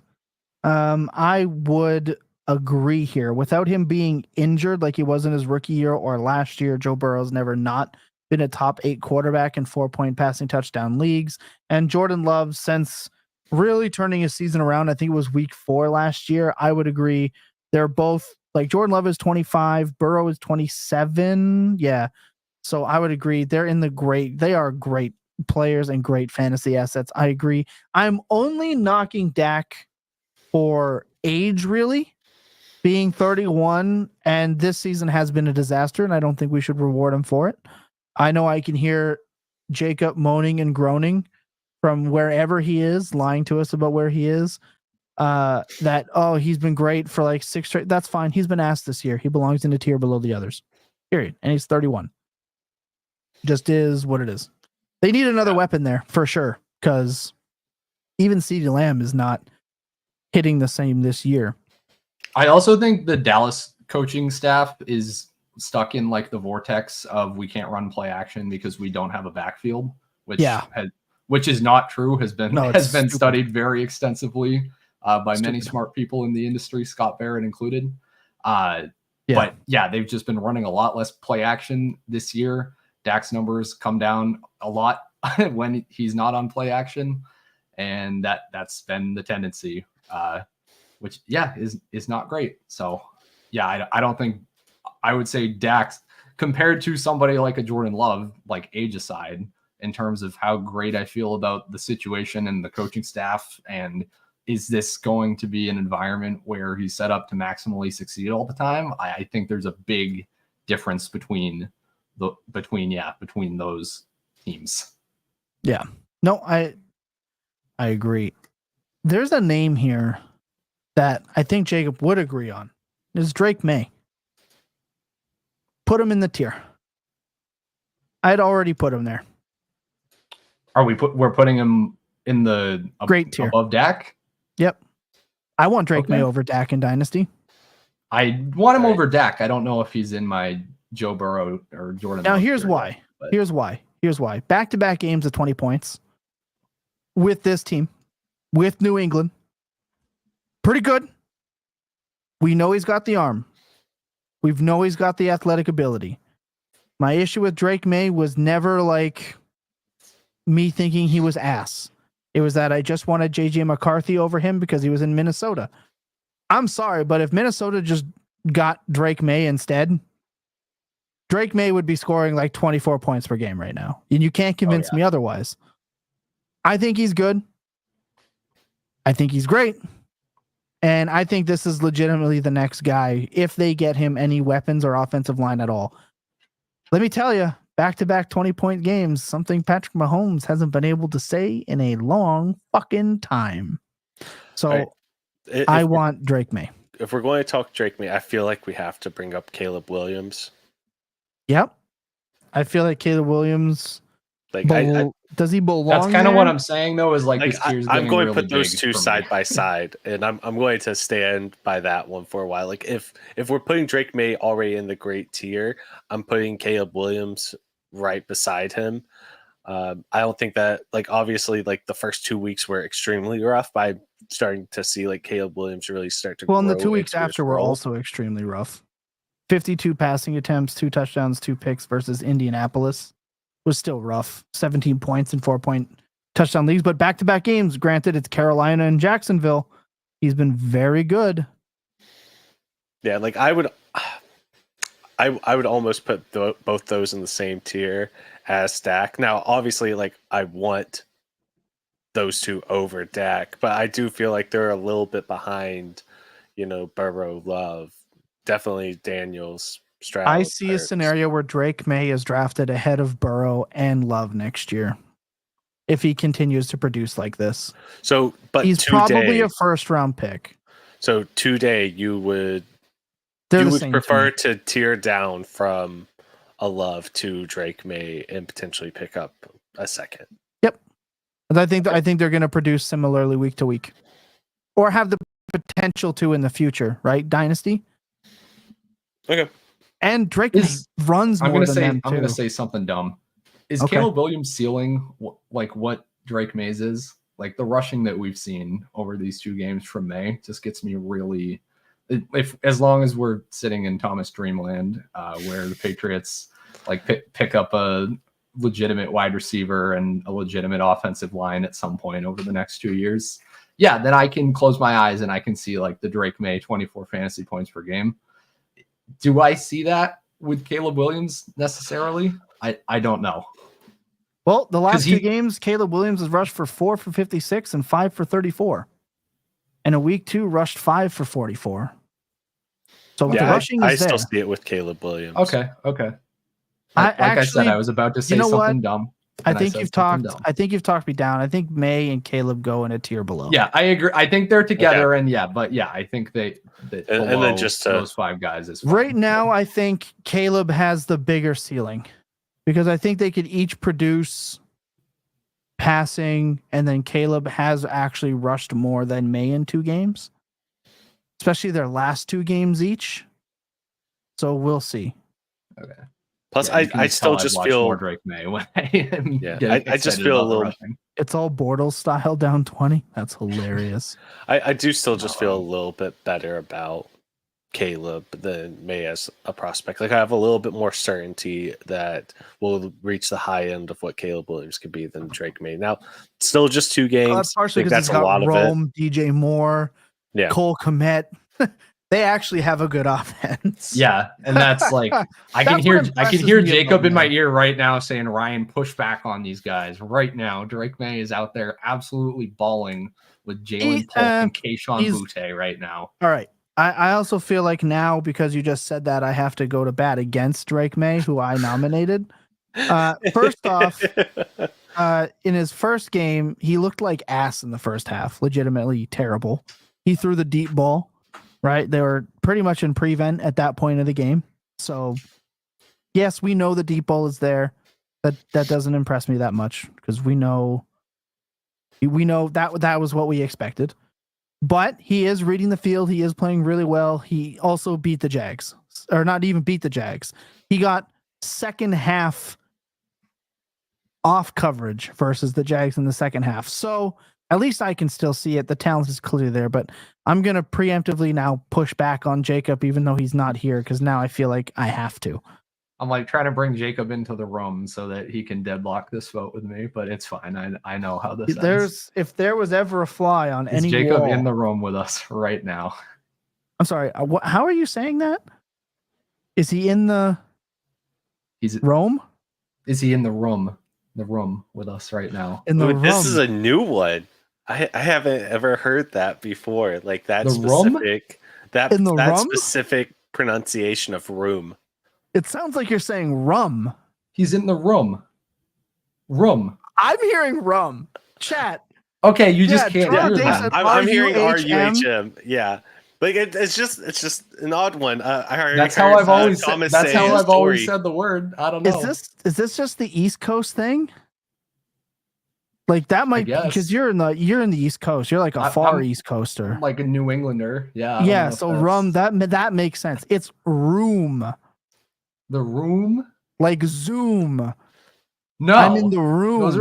What do you call I walked into the little room. Vacuuming robot? The Roomba?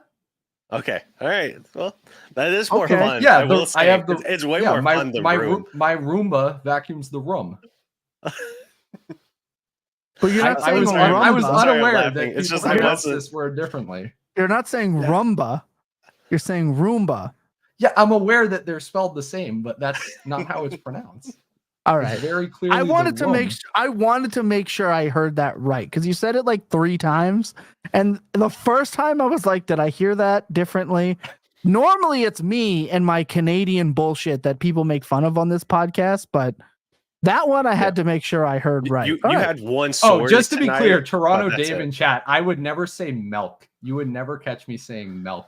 I will Although not the have that water, attached to my the name. water thing is it's something that I wasn't prepared for moving into Northern Virginia. The way that people north of Richmond say water, How do it's they say something it? I can't even like actually say it because it surprises me every single Water? time I hear it. Water? I can't do it. No, that's closer to my neck of the woods there. I'll throw in a y'all though, just to keep this thing Oh, going. I got the y'all. I got y'all. I say water a lot. Let me get the water. But I think that's the Italian burned into me. We say water. Yeah, and but you I've already also- said that doesn't impress me much. Now all I'm hearing is Shania Twain Yeah, too. Yeah, So same. At least I know that reference now. I'll never miss that again. After we Tom are just cultured obliterated here. Me on air. we are cultured on Dynasty Points. Yeah, that's right. And Toronto Dave says Sean says ask him to say walk his dog and get a coffee. I've heard him enunciate coffee. He doesn't say coffee. So that's just Me? like you don't say coffee. So Walk his dog and get a coffee. yeah, so it's just a specific thing. I never knew I had an accent. You know, I thought I really had just the neutral like. It's I just mean, the you one do. word. This is the very first thing that I've ever noticed. I was like, I never knew this. That's new. Like I said, dude, you said it and I kept going, and then you said it again, and I was like, I have to address this now, right? And then so this is what we're gonna do. See, Kyle says your accent is pretty mild. Toronto Dave says I thought it said rum is pretty the East mid at Coast. Don't first. put that on us. All right, look, we're actually going to take this time to take our next break. We're going to regroup, get back in the rum, and finish this tier sheet. Sit tight. We'll be right back. I love this podcast. I feel like we learn something about each other every single week, and this is great. We're a unique program, and I love that for us. Okay, we've got 1, 2, 3, 4, 5, 6, 7, 8, 9, 10, 11 quarterbacks. Are we still filling out this potential to be good but great? I don't know. Yeah. Scroll down Be and show great me. but good. I'm gonna Scroll put down and Trevor show me the Lawrence in there. faces. I'll put Trevor Lawrence in there. Why? because Brian Thomas Jr. is going to save him and drag him up into that tier. I think so. I truly believe that that coaching staff is going to get fired, and their OC is so egregiously terrible. Like, I would have a hard time not putting him in there, but it's Why almost do we like think why do we think any subsequent OC is going to be better? because this dude has followed Doug Peterson around everywhere, and he's been bad. So I don't know. Like, Press Taylor has just been Doug Peterson's guy, and this dude can't fucking call plays. He's just been terrible. I at least see, and also I can admit nobody drops passes like the Jacksonville Jaguars. Like, no other team drops touchdowns like them. It is truly remarkable, the level of dropping of passes. And if you just look at his dynasty value, it hasn't dropped that much. Like, I would even put Justin Herbert. Yeah, in but here. these are now Jacob is in the rum or whatever with us. It's not about our dynasty value. It's about our takes, right? Yeah, these I are don't the care what Trevor takes that I'm Lawrence's putting in dynasty there. value is. Okay. I do. All I do care about is market. I don't have hashtag player takes that often. That's why I'm willing to put Herbert in here, who I've shit on the entire time. But I can at least see with my eyeballs that if Jalen Reagor doesn't fumble a ball out of the end zone on the 2-yard line, he has a 20-some point game, and now they've back-to-back games where they've thrown it more than 36 or more times, right? He's a volume merchant that needs touchdowns. Trevor Lawrence, a volume merchant that needs touchdowns. I'm getting to Kyler, Joe. I'm I getting to forgot him. about him, honestly. I'm putting him off on purpose because I can probably talk about him for 45 minutes. You're gonna make me talk about him now? I think we talked about Kyler over Trevor Lawrence. I mean, at least Kyler's Trust me, scoring I more said than I was- 15 fantasy points per game this season. I said I was getting there.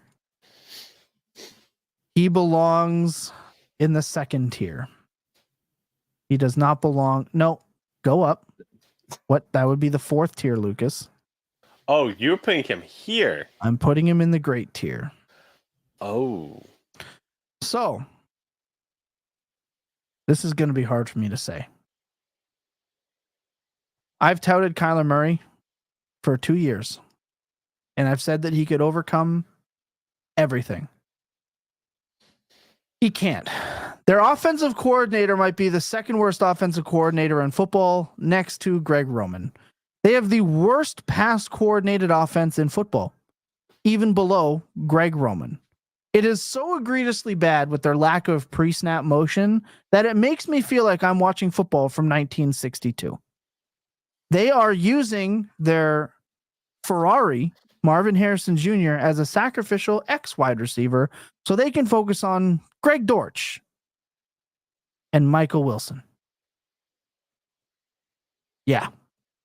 I don't know if that's you even the intention. I feel like the offense is more designed like when I would play Madden 2007 and just throw it to Randy Moss every time, like hold the X button. That's like what they want to do, but it doesn't work because it's not Madden 2007 with Randy Moss. Right. They're just not designing the plays in the right way. However, his rushing upside pushes him past these other guys. On a week-to-week basis, he can shut it down. Ferrari with the V4, that's actually kind of funny. Cliff Kingsbury does not look pretty good. I don't know how to tell you this, but his own players are calling the shots, which is hilarious when you hear that in interviews.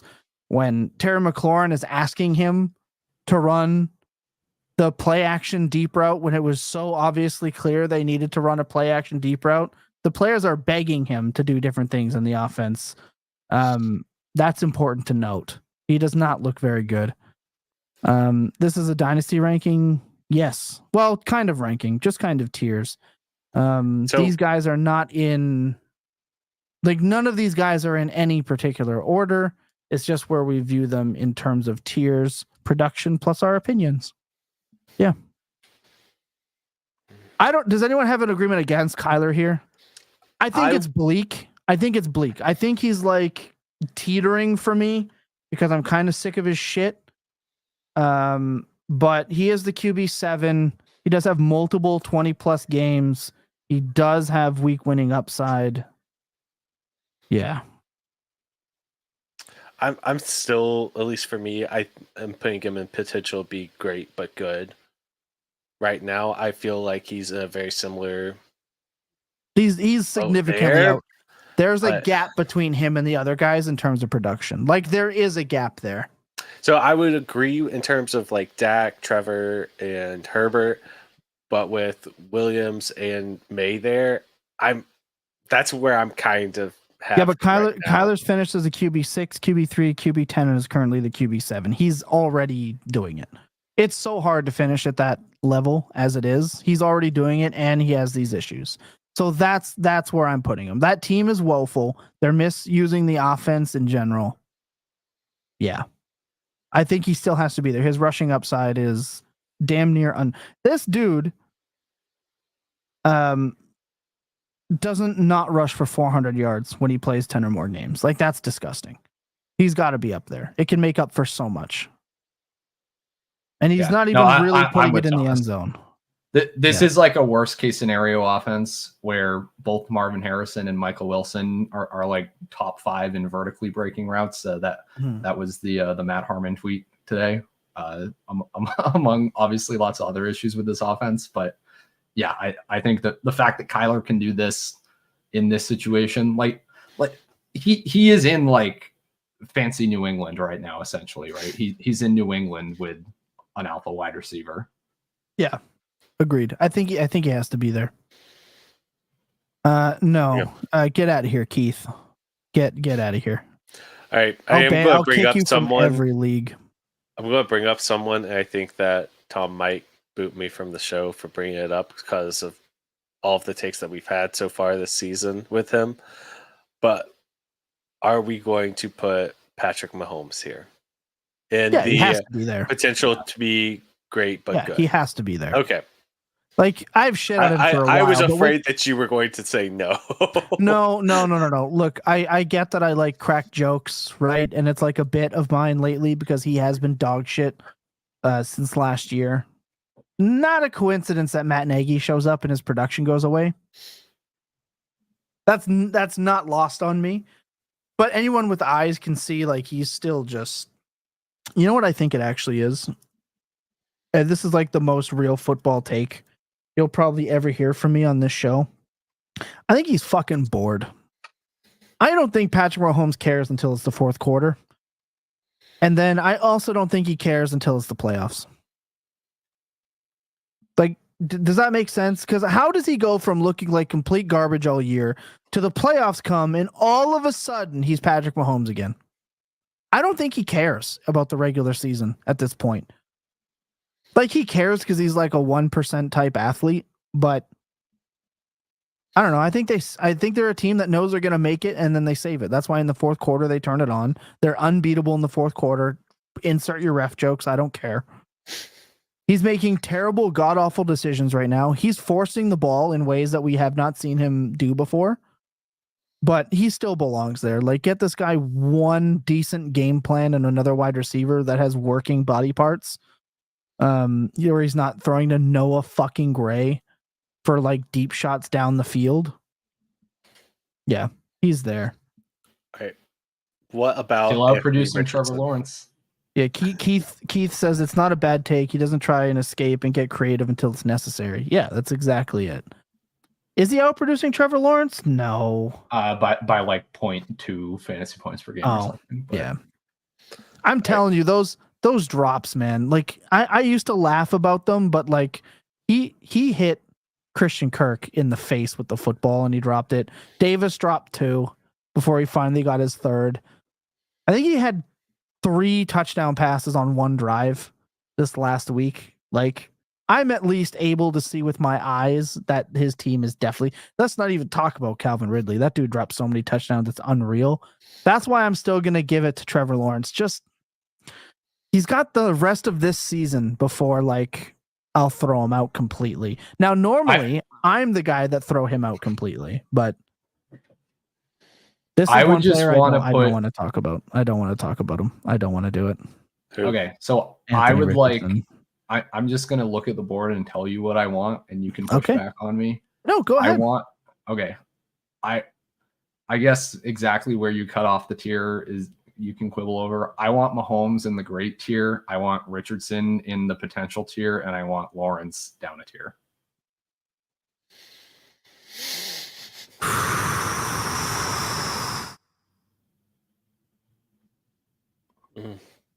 I don't think I can put Mahomes in the great tier. He's been bad for 2 years. So I'm now going to make the argument you've made about so many players through this entire exercise, and that's that it's his dynasty value, Thomas. Think about the market value that Patrick Mahomes is going to hold, even if he keeps playing like this. I don't think he's ever going to be considered outside of outside of a top 10 dynasty QB or a top 8 dynasty QB. I can't count what's on the screen right now. So Jordan Love was the QB 10 drafted last year. He was drafted at 206. Are you telling me that at his current age and the way this team is operating, if he continues to play at this 13 to 14 point rate throughout the season, which I hate to tell you, I don't see that changing in terms of his fantasy production for the rest of the year, unless they trade for somebody significant, which they don't do. I don't think he's drafted in the first round next year. I don't. He's going to be 30. Let's have a look. He could not be drafted in the first round next year, and he would still belong above a tier above Caleb Williams and above Dak Prescott and Justin Herbert. I don't think Patrick Mahomes will be worth more than Caleb Williams this time next year. I don't. Caleb Williams, if he continues, right, his last 2 games, 23, 26 points, new rushing, number 1 pick, in a good offense, finishes as a top 8 quarterback. You don't think he passes Patrick Mahomes? I know that Patrick Mahomes, if he finishes like QB 18, QB 19 on the year, I don't know, dude. Fantasy Dynasty value is fickle. Mahomes barely produced last year, and his value didn't shift like at all. His value definitely shifted. He was still a top 5 pick in every single startup you did this offseason. Definitely not in everyone I did. That's for sure. I did see Justin Jefferson and Lamb go above him a couple of times. Yeah. But I don't know, dude. I have a hard time with it. Maybe I'm just totally wrong. It's also not 1 year, by the way. It's now going into 2 years. There are also year. a lot of excuses for Mahomes too. Like obviously there are a lot of receiving excuses. core kind of died. Like I can just feel us getting back into startup mode in February and saying, yeah, of course we're ranking Pat Mahomes. Of course I'm taking Pat Mahomes at the turn of a dynasty startup in the first round. He already went at 108 2 weeks ago. When I did in the startup that I had just finished like a week and a half ago, that's probably efficient, but you've ranked him behind solidly at least 8 quarterbacks. These aren't ranks though. This is just a tier. I don't care about where he's positioned within this tier. Okay, I think a tier implies that you would rank him above all of the guys in the tier below him. Isn't that the point of a tier? We're not ordering within the tiers, but I would think the tiers at least have I want all of the guys. I want all of the guys in the great tier for fantasy production above Patrick Mahomes right now. And I think you're insane to not. They all provide more than Patrick Mahomes. But I agree. I would rather have all of these guys than Patrick Mahomes right now. I just think he's a tier above. I still think he's in the tier with them. I would rank him last in the tier, very clearly. I don't think I would happily he's in the tier with Trevor Lawrence and Dak Prescott.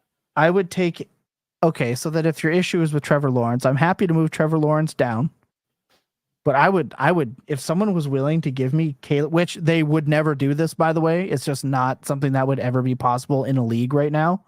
And unless you send me screenshots of it happening, and then if you send me the screenshot of it happening, it better have the user ID of the player who traded it to you so I can search up their fucking league history and availability to make sure it's not your alt account. But no one is sending you Caleb plus for Patrick Mahomes. His value's already there. No one's sending you Burrow plus for Patrick Mahomes. No one's going to send you Jordan Love plus to tier down to Patrick Mahomes or tier sideways to Patrick Mahomes. And I would argue that there is nobody that is sending you Hurts, Stroud, Daniels, Love, Burrow, maybe Kyler straight up for Patrick Mahomes right now. It's just not happening. It wouldn't happen in a league right now because he's been so bad. I don't think it would happen. Yeah, I can't put Patrick Mahomes in the great tier, and a lot of it is what Thomas just said. Like every single quarterback there. Before I move Mahomes up, you tell me who I need to move down so I can keep Mahomes right where he is, and I'll move them down because I agree with you with that. I'm outvoted here, and I think in terms of like how I value these guys, I agree with you. I'm not sending Mahomes plus for anybody in that tier above him. Yeah, I think I'm just a little offended at the idea that Mahomes that the Chiefs can't just draft a wide receiver or sign a wide receiver and we get all. I understand that, and you know what happened? He barely produced last year. The Chiefs drafted a wide receiver in the first round, and they signed a guy, and then he was a top 5 dynasty startup pick again. Guess what's going to happen the year after? He was. Guess what's going to happen when they do the exact same thing this next year? He had Rashee Rice, and he was bad. When Rashee Rice started to break out last year, Patrick Mahomes started to be dog shit. He's just not the same guy in terms of that offense. He's not.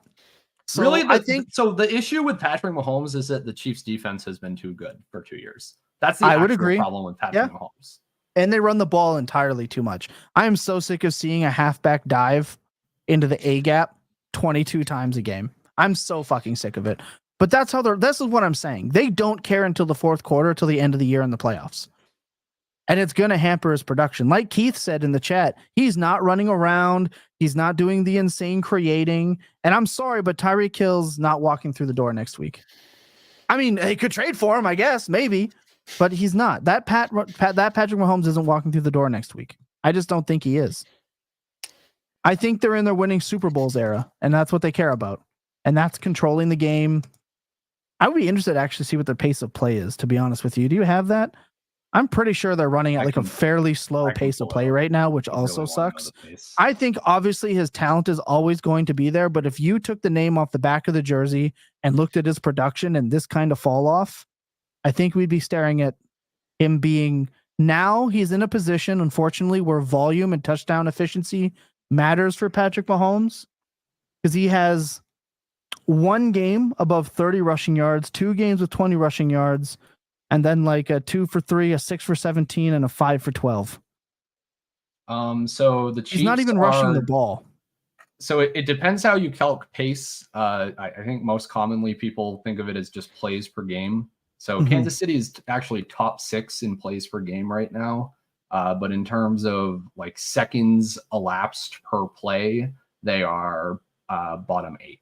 So they're sustaining drives, so having a lot of plays, but they're not like running the offense at a fast pace. Yeah, exactly what I feared. And he, like I said, he's also just not running the ball. So now let me ask you a legitimate question, because this is going to set the tone in terms of pylons and how I view quarterbacks that aren't elite scramblers. I said this for the other guys that don't rush the ball often, right? We either need 400 to 500 rushing yards, or you need 4,500 passing yards and 38 touchdown passes. Is Patrick Mahomes touching that? No, his defense is too good. Offense. His defense is too good. I agree with all of these things, Thomas. I'm benching Mahomes every single week in Superflex leagues. I can't put that guy in the great tier. So I can put him in this tier. He still projects as a top 24 quarterback every. I don't think you're. That's not great Mahomes though, unless you have a. But that's but you're not benching him in Superflex unless you have 2 other top 24. I have benched him for Geno. I have benched him for. Okay. Who? Oh my God. Who else? I was really disgusting the one until time, you're going to tell me you benched him for like Will out. Levis or something. You're still playing him in I'm not insane. I'm not insane. Let's just be real. Hold on. Let me pull it up. I know I have it here somewhere. So Ryan, I do agree with you that I think that Patrick Mahomes, like Superflex draft value, I'm benching him for going... Winston this week. There you go. There's one. Get benched. It is going to be hovering around the turn, but I do, at least for me, whenever I'm drafting, I'm going to be disappointed if I don't, like, after Burrow, if I don't get him, I'm going to be disappointed in the next tier. I've already said my piece on Murray. I lost that one. But after Burrow, I'm disappointed if I was wanting to get one of those top quarterbacks. Like, sure, yeah, Mahomes is the next one, fine. But that's whenever I'm going to start putting in some position players in between there. But let's also read with that. Yeah. Go ahead. Well, I was going to say, like, yes, these are just tiers. It's not specific ranks. Yes, that will probably for a very long time have Patrick Mahomes ranked higher than he's going to produce because we know he's so good. We know what the situation is. We know what he also can potentially do if he ever decides to turn it on or get more consistent production, or if, the Chiefs defense sucks again. Like we know that what he can do. It's just it's so tough right now to be drafting him above the other players in the great tier, or to not feel disappointed if you are wanting to go with one of these top quarterbacks and you don't get one of them, and Mahomes is the next one there. You know where it gets dangerous is having to draft a guy simply because his name is Patrick Mahomes, and that's dangerous. That's dangerous. So you, in that statement, you sneak so many things in. So in a sense, yeah, it's not because of his current production that you'd be drafting Patrick Mahomes. I agree with that, obviously. And I agree with all the things we've laid out. But when you say, oh, you're drafting him because of his name, no, you're not drafting him because of his name. You're drafting him because of the skill set and that we know he has. But it's not like just his name. It's what we would project him to do in a neutral situation compared to a neutral situation for any other quarterback, right? He's just in a sub-neutral situation when it comes to fantasy production right now because the defense is so good, because the play calling has leaned so far towards the balanced end, because there aren't any weapons in the passing game right now. But all of that can change in literally one offseason. So this the is whole Dynasty, and this is Superflex. I would extend you an olive branch where if we were doing one QB rankings, I'd be totally with you. I'd be like, yeah, screw it. Like Mahomes never offering that plus above replacement level production. I'd be totally fine with him in this tier if this was a one QB type of league. But it being Superflex, where a floor at quarterback, a longer term stability at quarterback, where I know Patrick Mahomes is always going to be in the mix, is always going to be able to roll the dice every single offseason to see if that situation changes. That's valuable to me. That's more valuable to me than potential to be great but good. I know that value is going to sustain. I know I'm not going to click, and I'm not even saying I'm going to be happy to click Mahomes' name at the turn of a startup next year or whatever, if everything stays the same. But I know I'm not getting killed on that, right? I know that's not the pick that sinks my team in that startup. Okay. Let's look at it this way. Don't laugh, Lucas. Patrick Mahomes, all he needed was that wide receiver. They drafted him. His name was Rashee Rice. Rashee Rice broke out. Mahomes somehow got worse. The NFL changed how they play defense, and all of a sudden, Patrick Mahomes not the same player. They found a way to beat it, and that's what they're beating. So why I'm okay with him being in potential to be great. I don't think he's ever elite tier quarterback again, because again, what those kind of guys have to do to be there. Like Burrow, 4,500, 4,700 yards, 35 touchdowns. I'm game. Hell yeah. That would, to me, boom. Awesome. I love that shit. That next tier, I don't think so. That's where I draw the line. So right now, let's run the checklist. Not producing vastly above these other guys. Agreed. His dynasty value, always going to be there. Agreed. Love that. Patrick Mahomes has had multiple elite upper tier seasons. Love that. Is he really good at playing the position of quarterback? Absolutely. Does he have the potential to be really great again? Should a few different scenarios come to fruition in the offseason? Absolutely. That to me is the very definition of the potential to be great, but he's still good. Which is why he belongs smack dead in the tier that he's in. Okay. I think we need just a Mahomes tier, just a tier by himself. Okay, just add a Mahomes tier in between the two. Because I think we've been arguing about this for 20 minutes. We've been arguing for 20 minutes, and I think all of us have Mahomes ranked at the same spot, but we're just arguing over. I don't know. I think that two of us have him in the same spot, but I would take these other guys over Patrick Mahomes in Dynasty. I just would. Also, I see the conversation in the chat. These guys, the numbers don't matter. Yes, I would drop DeAndre Hopkins for McMillan. Yeah, Hopkins is dead.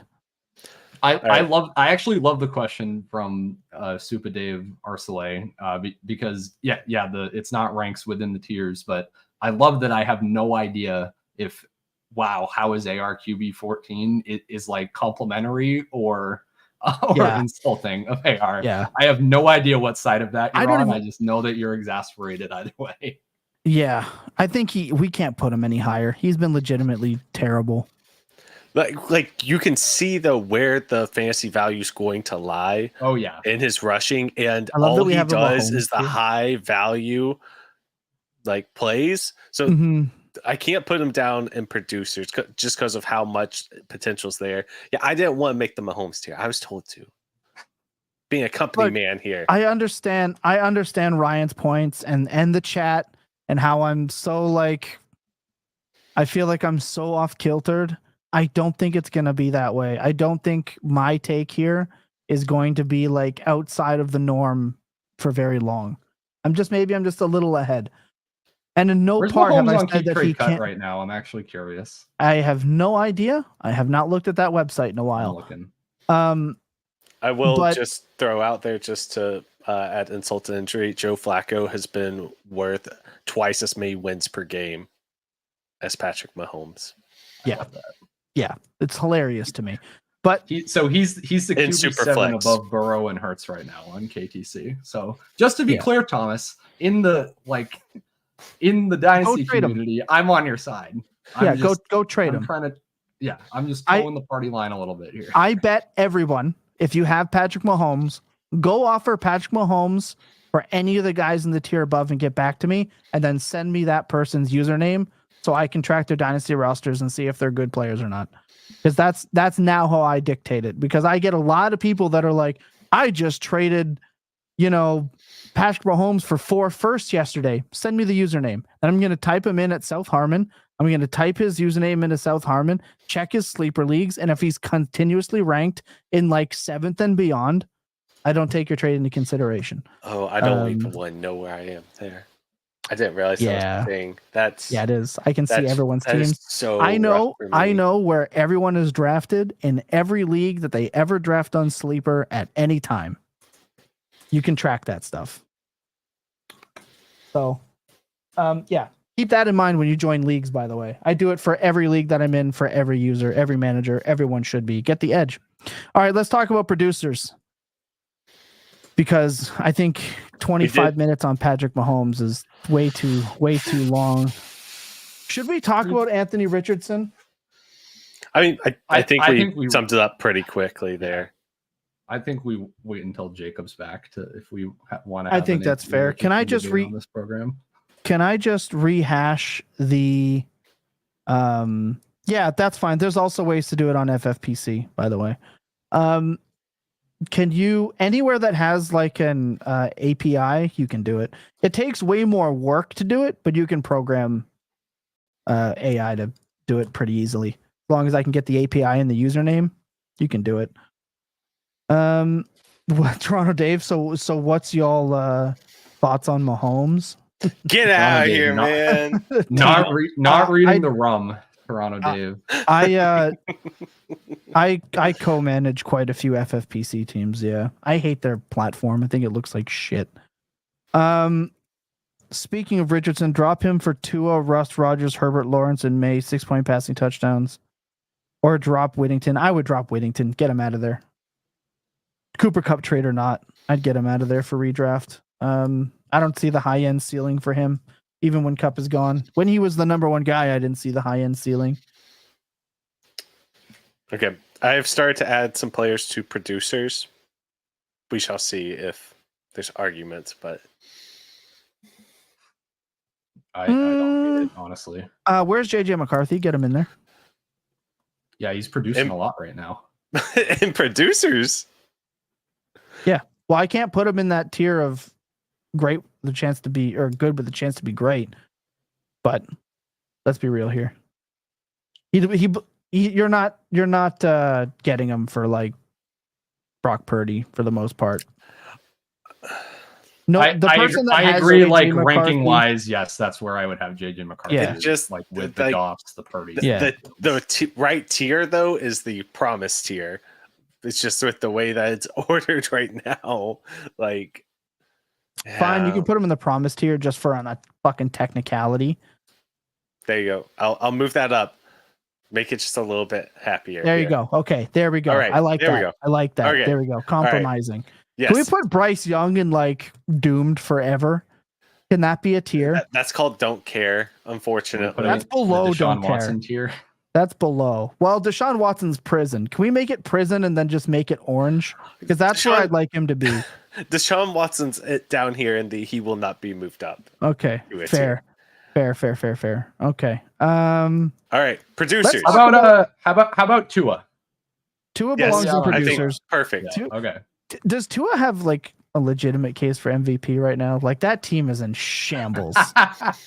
No one has improved.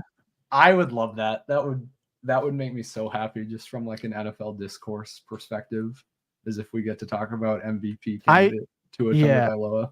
I think Geno belongs in average. Okay. Fair enough. They have the highest pass rate over expectations in the league, and he's like still not performing, in my opinion, to where I thought he would. I think he's great. I think he's like a great QB2 in Dynasty because I'm playing him over Patrick Mahomes. So there you go. But yeah, he's not even like a week-to-week top-end producer. So I'll put him down there. Trevor Lawrence is already only in the producers tier because of his Dynasty value. That makes sense? I think that makes sense. Let's put Derek Carr in average. Okay. Any other producers first? Can we talk about Bo Nix? I think we should talk about Bo Nix. Ooh. He's producing.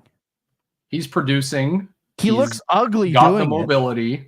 Oh yeah, he definitely has the mobility. Yeah, he looks. It all looks terrible. I would never. Would never dispute that. But I said that Bo Nix is Tim Tebow without Jesus on his side. Oh. He's Tim Tebow with a V6, not a V8. Like he looks as ugly throwing the football, and he runs as much, but like less effectively somehow in both. I saw on Twitter, somebody said that him throwing between two guys was him trying to throw to Demaryius Thomas.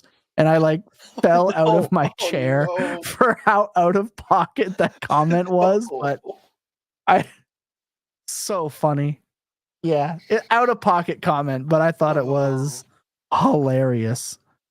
Did y'all do tight ends already? Yeah, we are. Yeah, we're talking fantasy production here. So Bo Nix gets in on fantasy production. Ferguson and Otton. No, I agree. Ferguson was down a tier, and Otton was up a little bit of a tier. You can head back, Nigel. That was very descriptive, Thomas. Hey, that's all I can remember right now. So you know what, Ryan? It's hard being me in this chair, in this job. I have to keep my on-show host from not reading Reddit threads and keeping Lucas awake and talking. This is a very difficult position to be in. You don't know what it's like. I am talking. I'm just still processing he's trying to throw to Demaryius Thomas, and we're just moving on from this. But that is about the 1 hour mark. If you're wanting more specifics on when that was. Producers though, woo.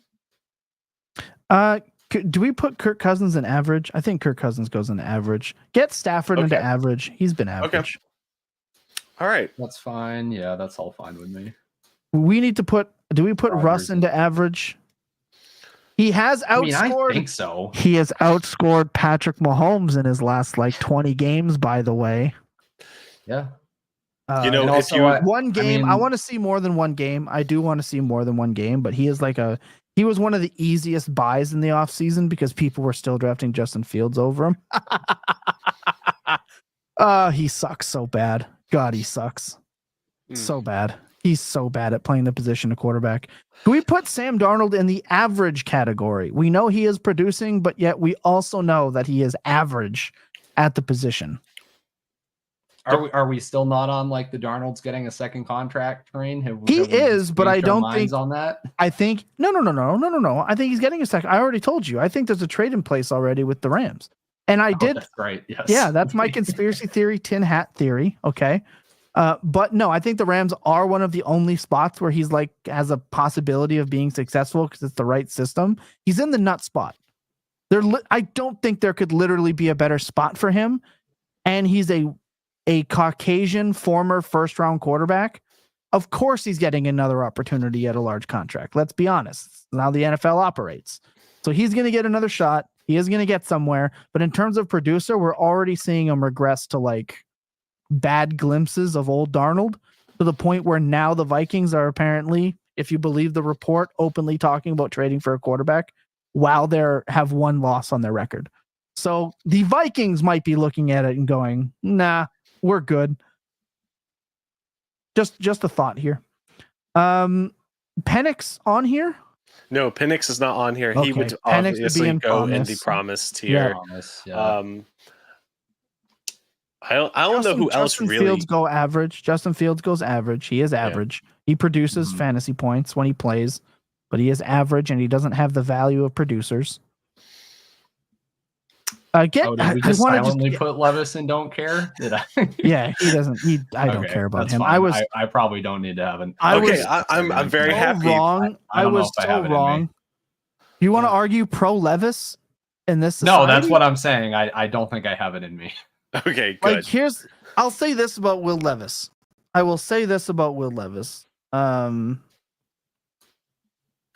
yeah, it's more than just an ankle injury for Godwin. Oh my god. Brutal. It is over. I guess not surprising, yeah. Yeah, the thing with Levis is I think remember in the offseason I said they put talent around him. I believe that. I think they still set him up for failure. And I think Callahan is a doofus in terms of play calling. Right? What did I say? He hadn't called significant plays since like 2009. I remember saying that on the podcast. And like he's stubborn. I'm sorry. Yes, Calvin Ridley had 8 targets and no catches. You can't call a slip screen. You can't call any sort of gimmicky something to get him the ball.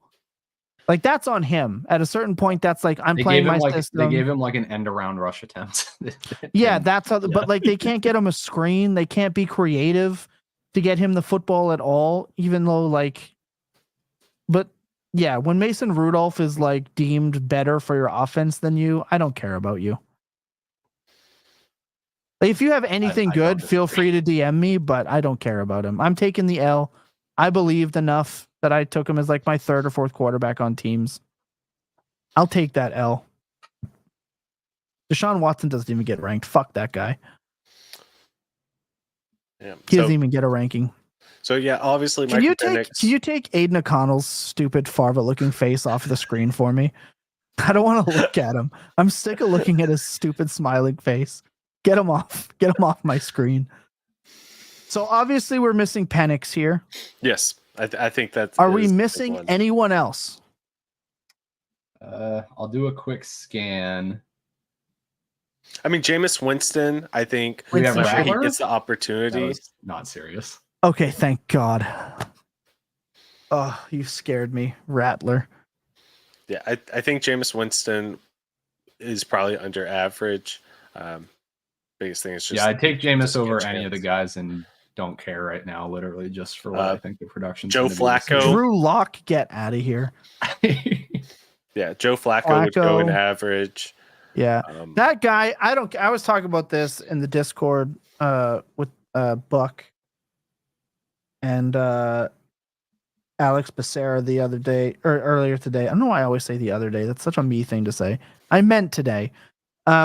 Flacco should have been starting since his exodus out of Baltimore, and if he had, he'd be like a top 10 career passing yards player.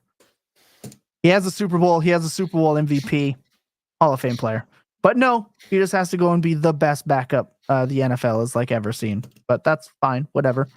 As long as he passes the other Italian stallion, Vinny Testaverde, will be happy with our Italian goat.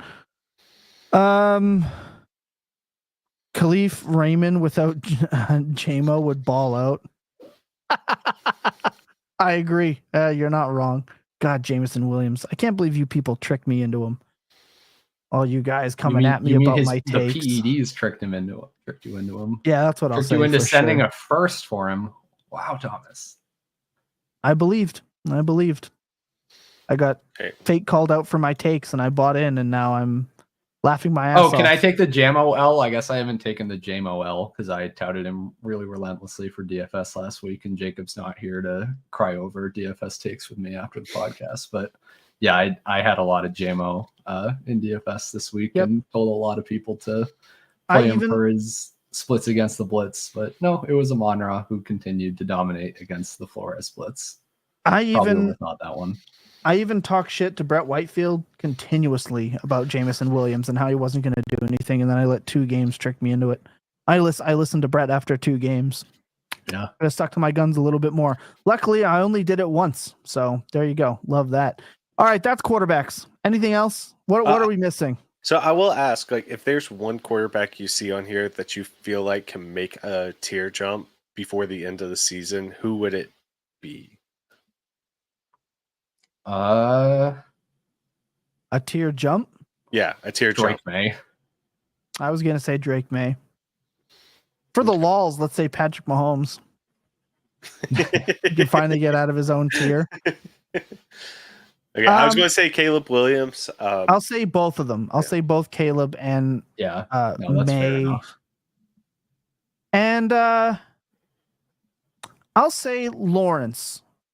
Should Press Taylor finally get fired? If Press Taylor and Doug Peterson are gone and he somehow lights it up towards the end of the year, we're going to get a new wave of Trevor Lawrence hopium from Jacob Sanderson, which will single-handedly push his ADP up. Let's do waiver wire pickups, please. One from each fantasy football analyst. That will be on tomorrow's podcast. Buck and I will be doing that. We'll be recording that tomorrow. Dynasty waivers are pretty dead. Do you guys have any? For Dynasty, I like glanced at my waivers and did not see much. Yeah, there was I'm trying to mentally go through the names right now. I only think of waivers in terms of redraft, which is probably what makes the most sense. Like, but if Juwan Jennings got dropped after he got hurt and everyone came back, pick him up, I guess. Not in any Dynasty leagues. Already checked that one. but yeah, no. I'm saying you know what? I'll do this. I will plug the everything report. JT Sanders is definitely not on any Dynasty waiver wire in any league that I'm in because he would be on my roster. So that's hard for me to speak on. McMillan's on every Dynasty. There's no way. I don't think McMillan is like. I look at it this way. Do you know how bad you have to be as a rookie to get dropped on Dynasty waivers on anything that has a bench like beyond like 12 players? Now, look, Ricky Pearsall's definitely not on waivers, Uncle Ted. Cedric Tillman might be. Yeah. Yes. I was going to say Cedric Tillman. We talked about him at the beginning of the show. We're going to talk about him here at the end when we sign off.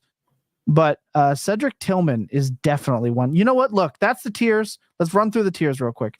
We have got Mahomes and Allen at the very top. The top of the top, cream of the crop. All right. No, and you have Lamar and Allen. Isn't that what I said?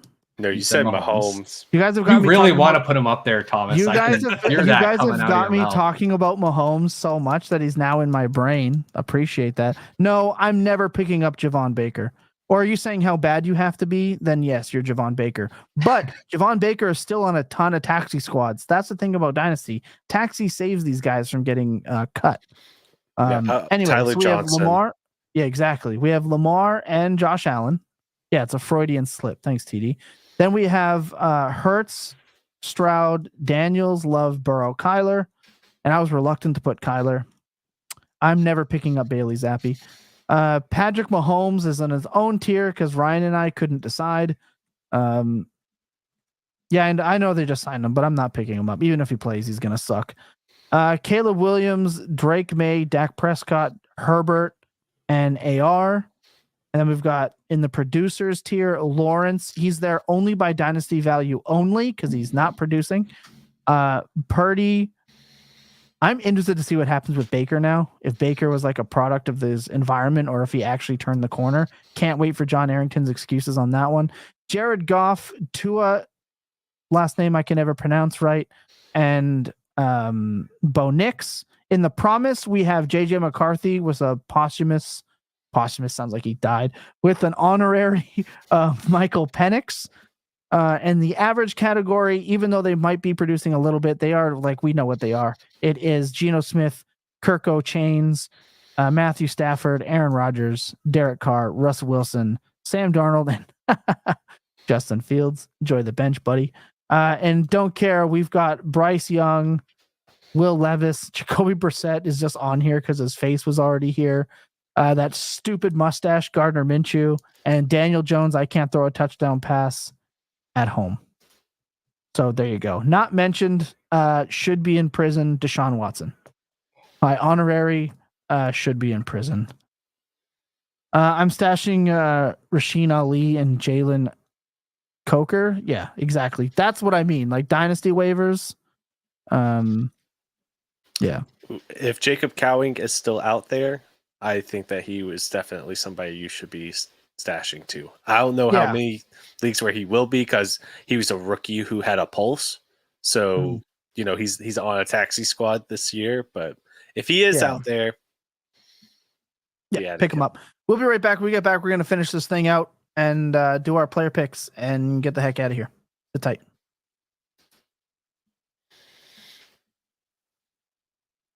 All right, I lost Ryan there for a second. I don't know what happened just now. Oh, Lucas probably canceled out his. Sorry.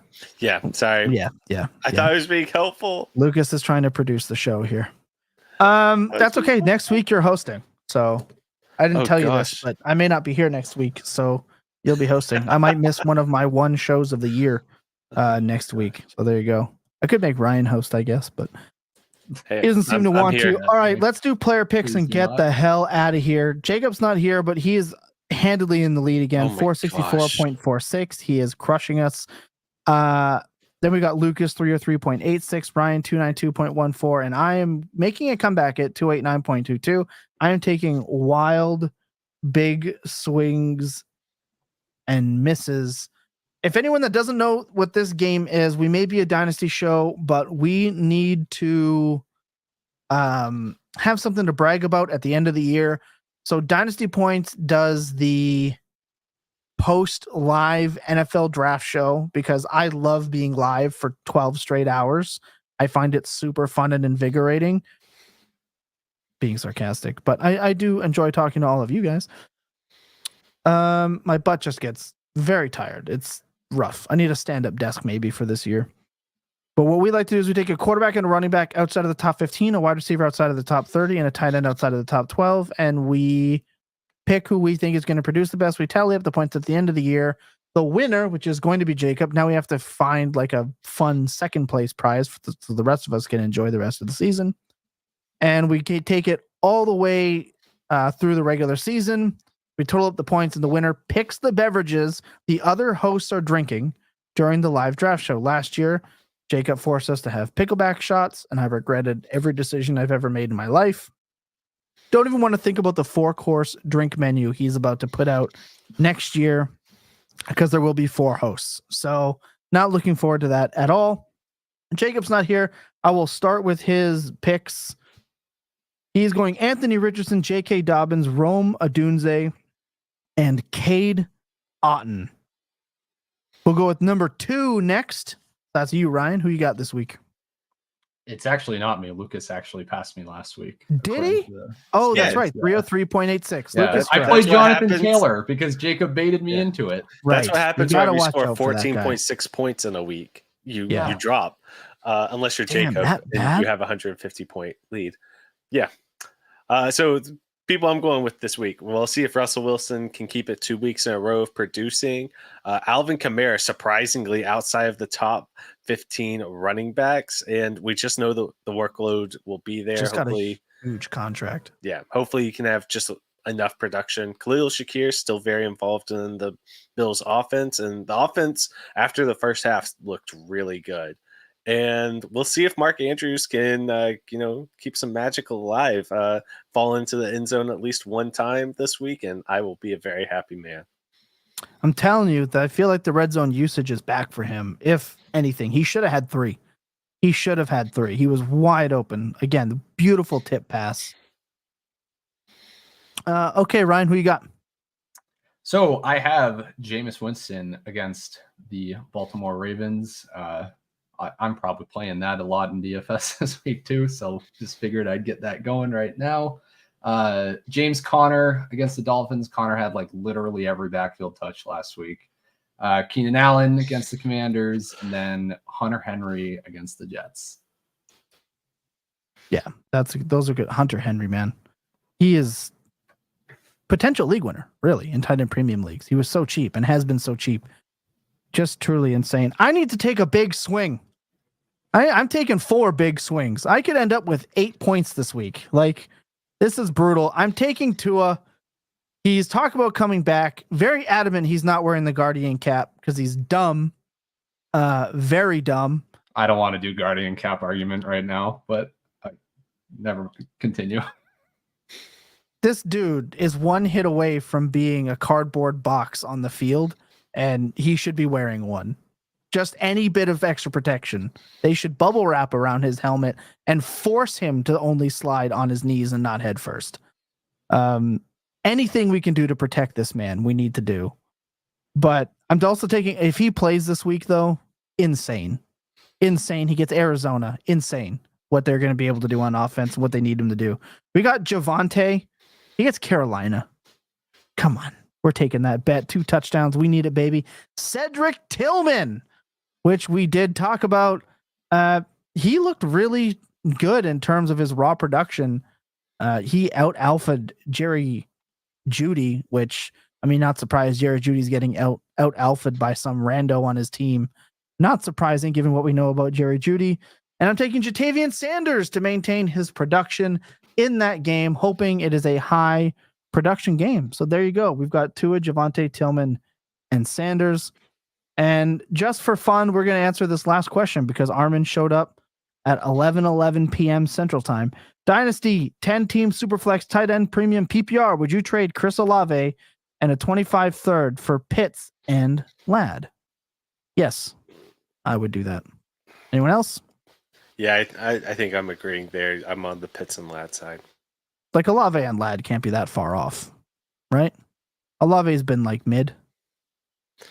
I mean, the value makeup is really Pitts to the third.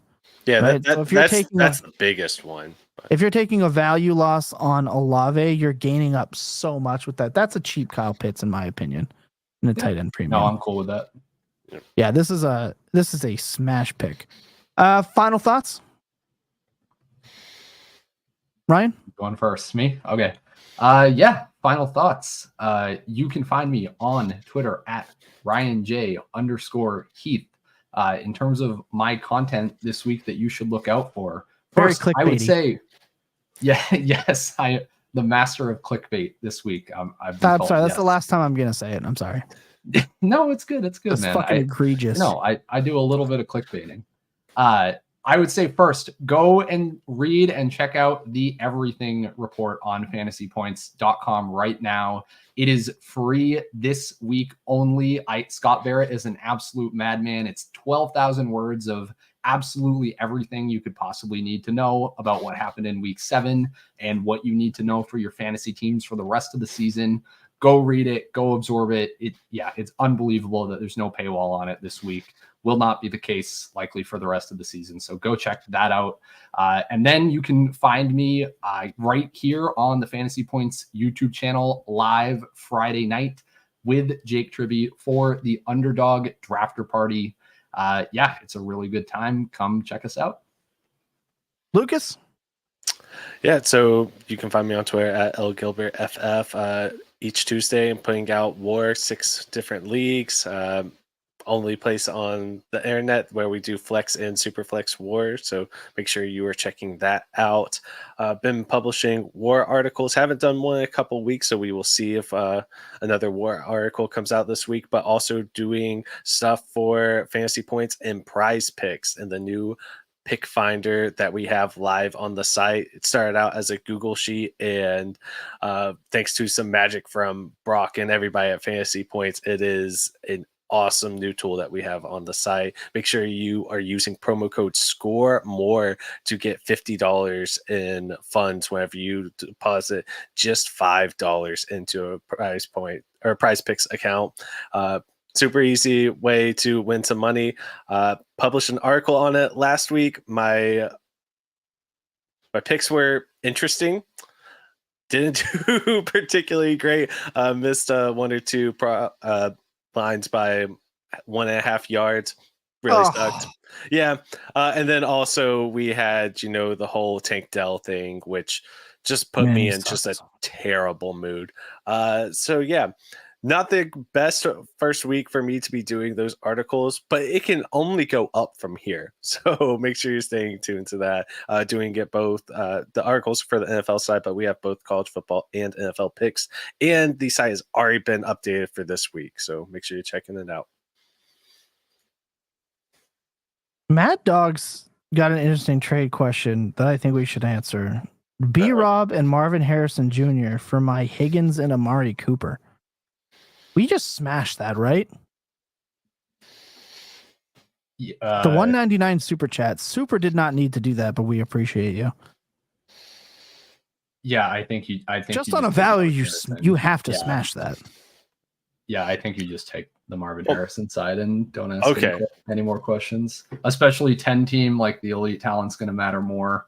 He has Nico, Drake London, Higgins. Yeah, Marvin Harrison Jr. is sliding as your wide receiver 3. And you have Pickens, who now is going to like kind of cancel out Amari rest of season, in my opinion. Yeah, you're good, baby. Take that deal. Get B-Rob and Marvin Harrison. That's a smash. Good. That's a smash. Absolute smash. You killed it. You don't have to be in shambles. Like, I know you're 5-2. Your team is good. You'll get Nico back.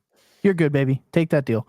My final thoughts are always the same. We have fun here, and you should too. And if you want live streams every day over on TikTok, you can get them at Fantasy PTS over there. You're going to get more live streams there. You're going to get more live streams on Twitch. You're going to get more stages, whether it's with myself, Buck, Ryan, anyone else that wants to do Dynasty stages. Those are going to be available to everybody in the Discord, which is free to get to right now. We have so much content. Obviously, Dynasty Market Report will be out again. It'll be on the Dynasty Points podcast feed tomorrow.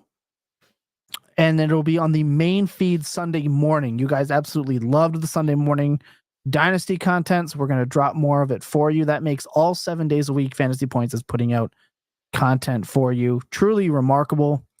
You guys are awesome. We love you. Nico is back on bye week 14. I don't know when he's back. I just have to interrupt. I'm sorry. Crack Rock has come out and said that the Stafford to Minnesota stuff isn't true. And who is Crack Rock? Are you serious? Yeah. Crack Rock, like the most reputable anonymous Twitter insider. Oh, reputable anonymous insider. I'm serious though. He's been right on basically everything. He leaked the he called the Trump arraignment or indictment or whatever it was like a week before. He has actual sources. He actually talks to NFL owners. All right. I'll take that for what you're worth. As long as it's not a Pretty Ricky scenario. He's tarnished all those dudes for me. But yeah, Crack Rock was way before Pretty Ricky. Oh, okay. He just stole his vibe. Got you. Yes. Understand. Yeah, that's we have a ton of content. So we thank all you guys for it. We love you. Remember that Claire's and full hearts can never lose your best days. Or I spent tilting. Patrick Mahomes is overrated. Bye-bye. What? Why are you shaking your head? You're welcome.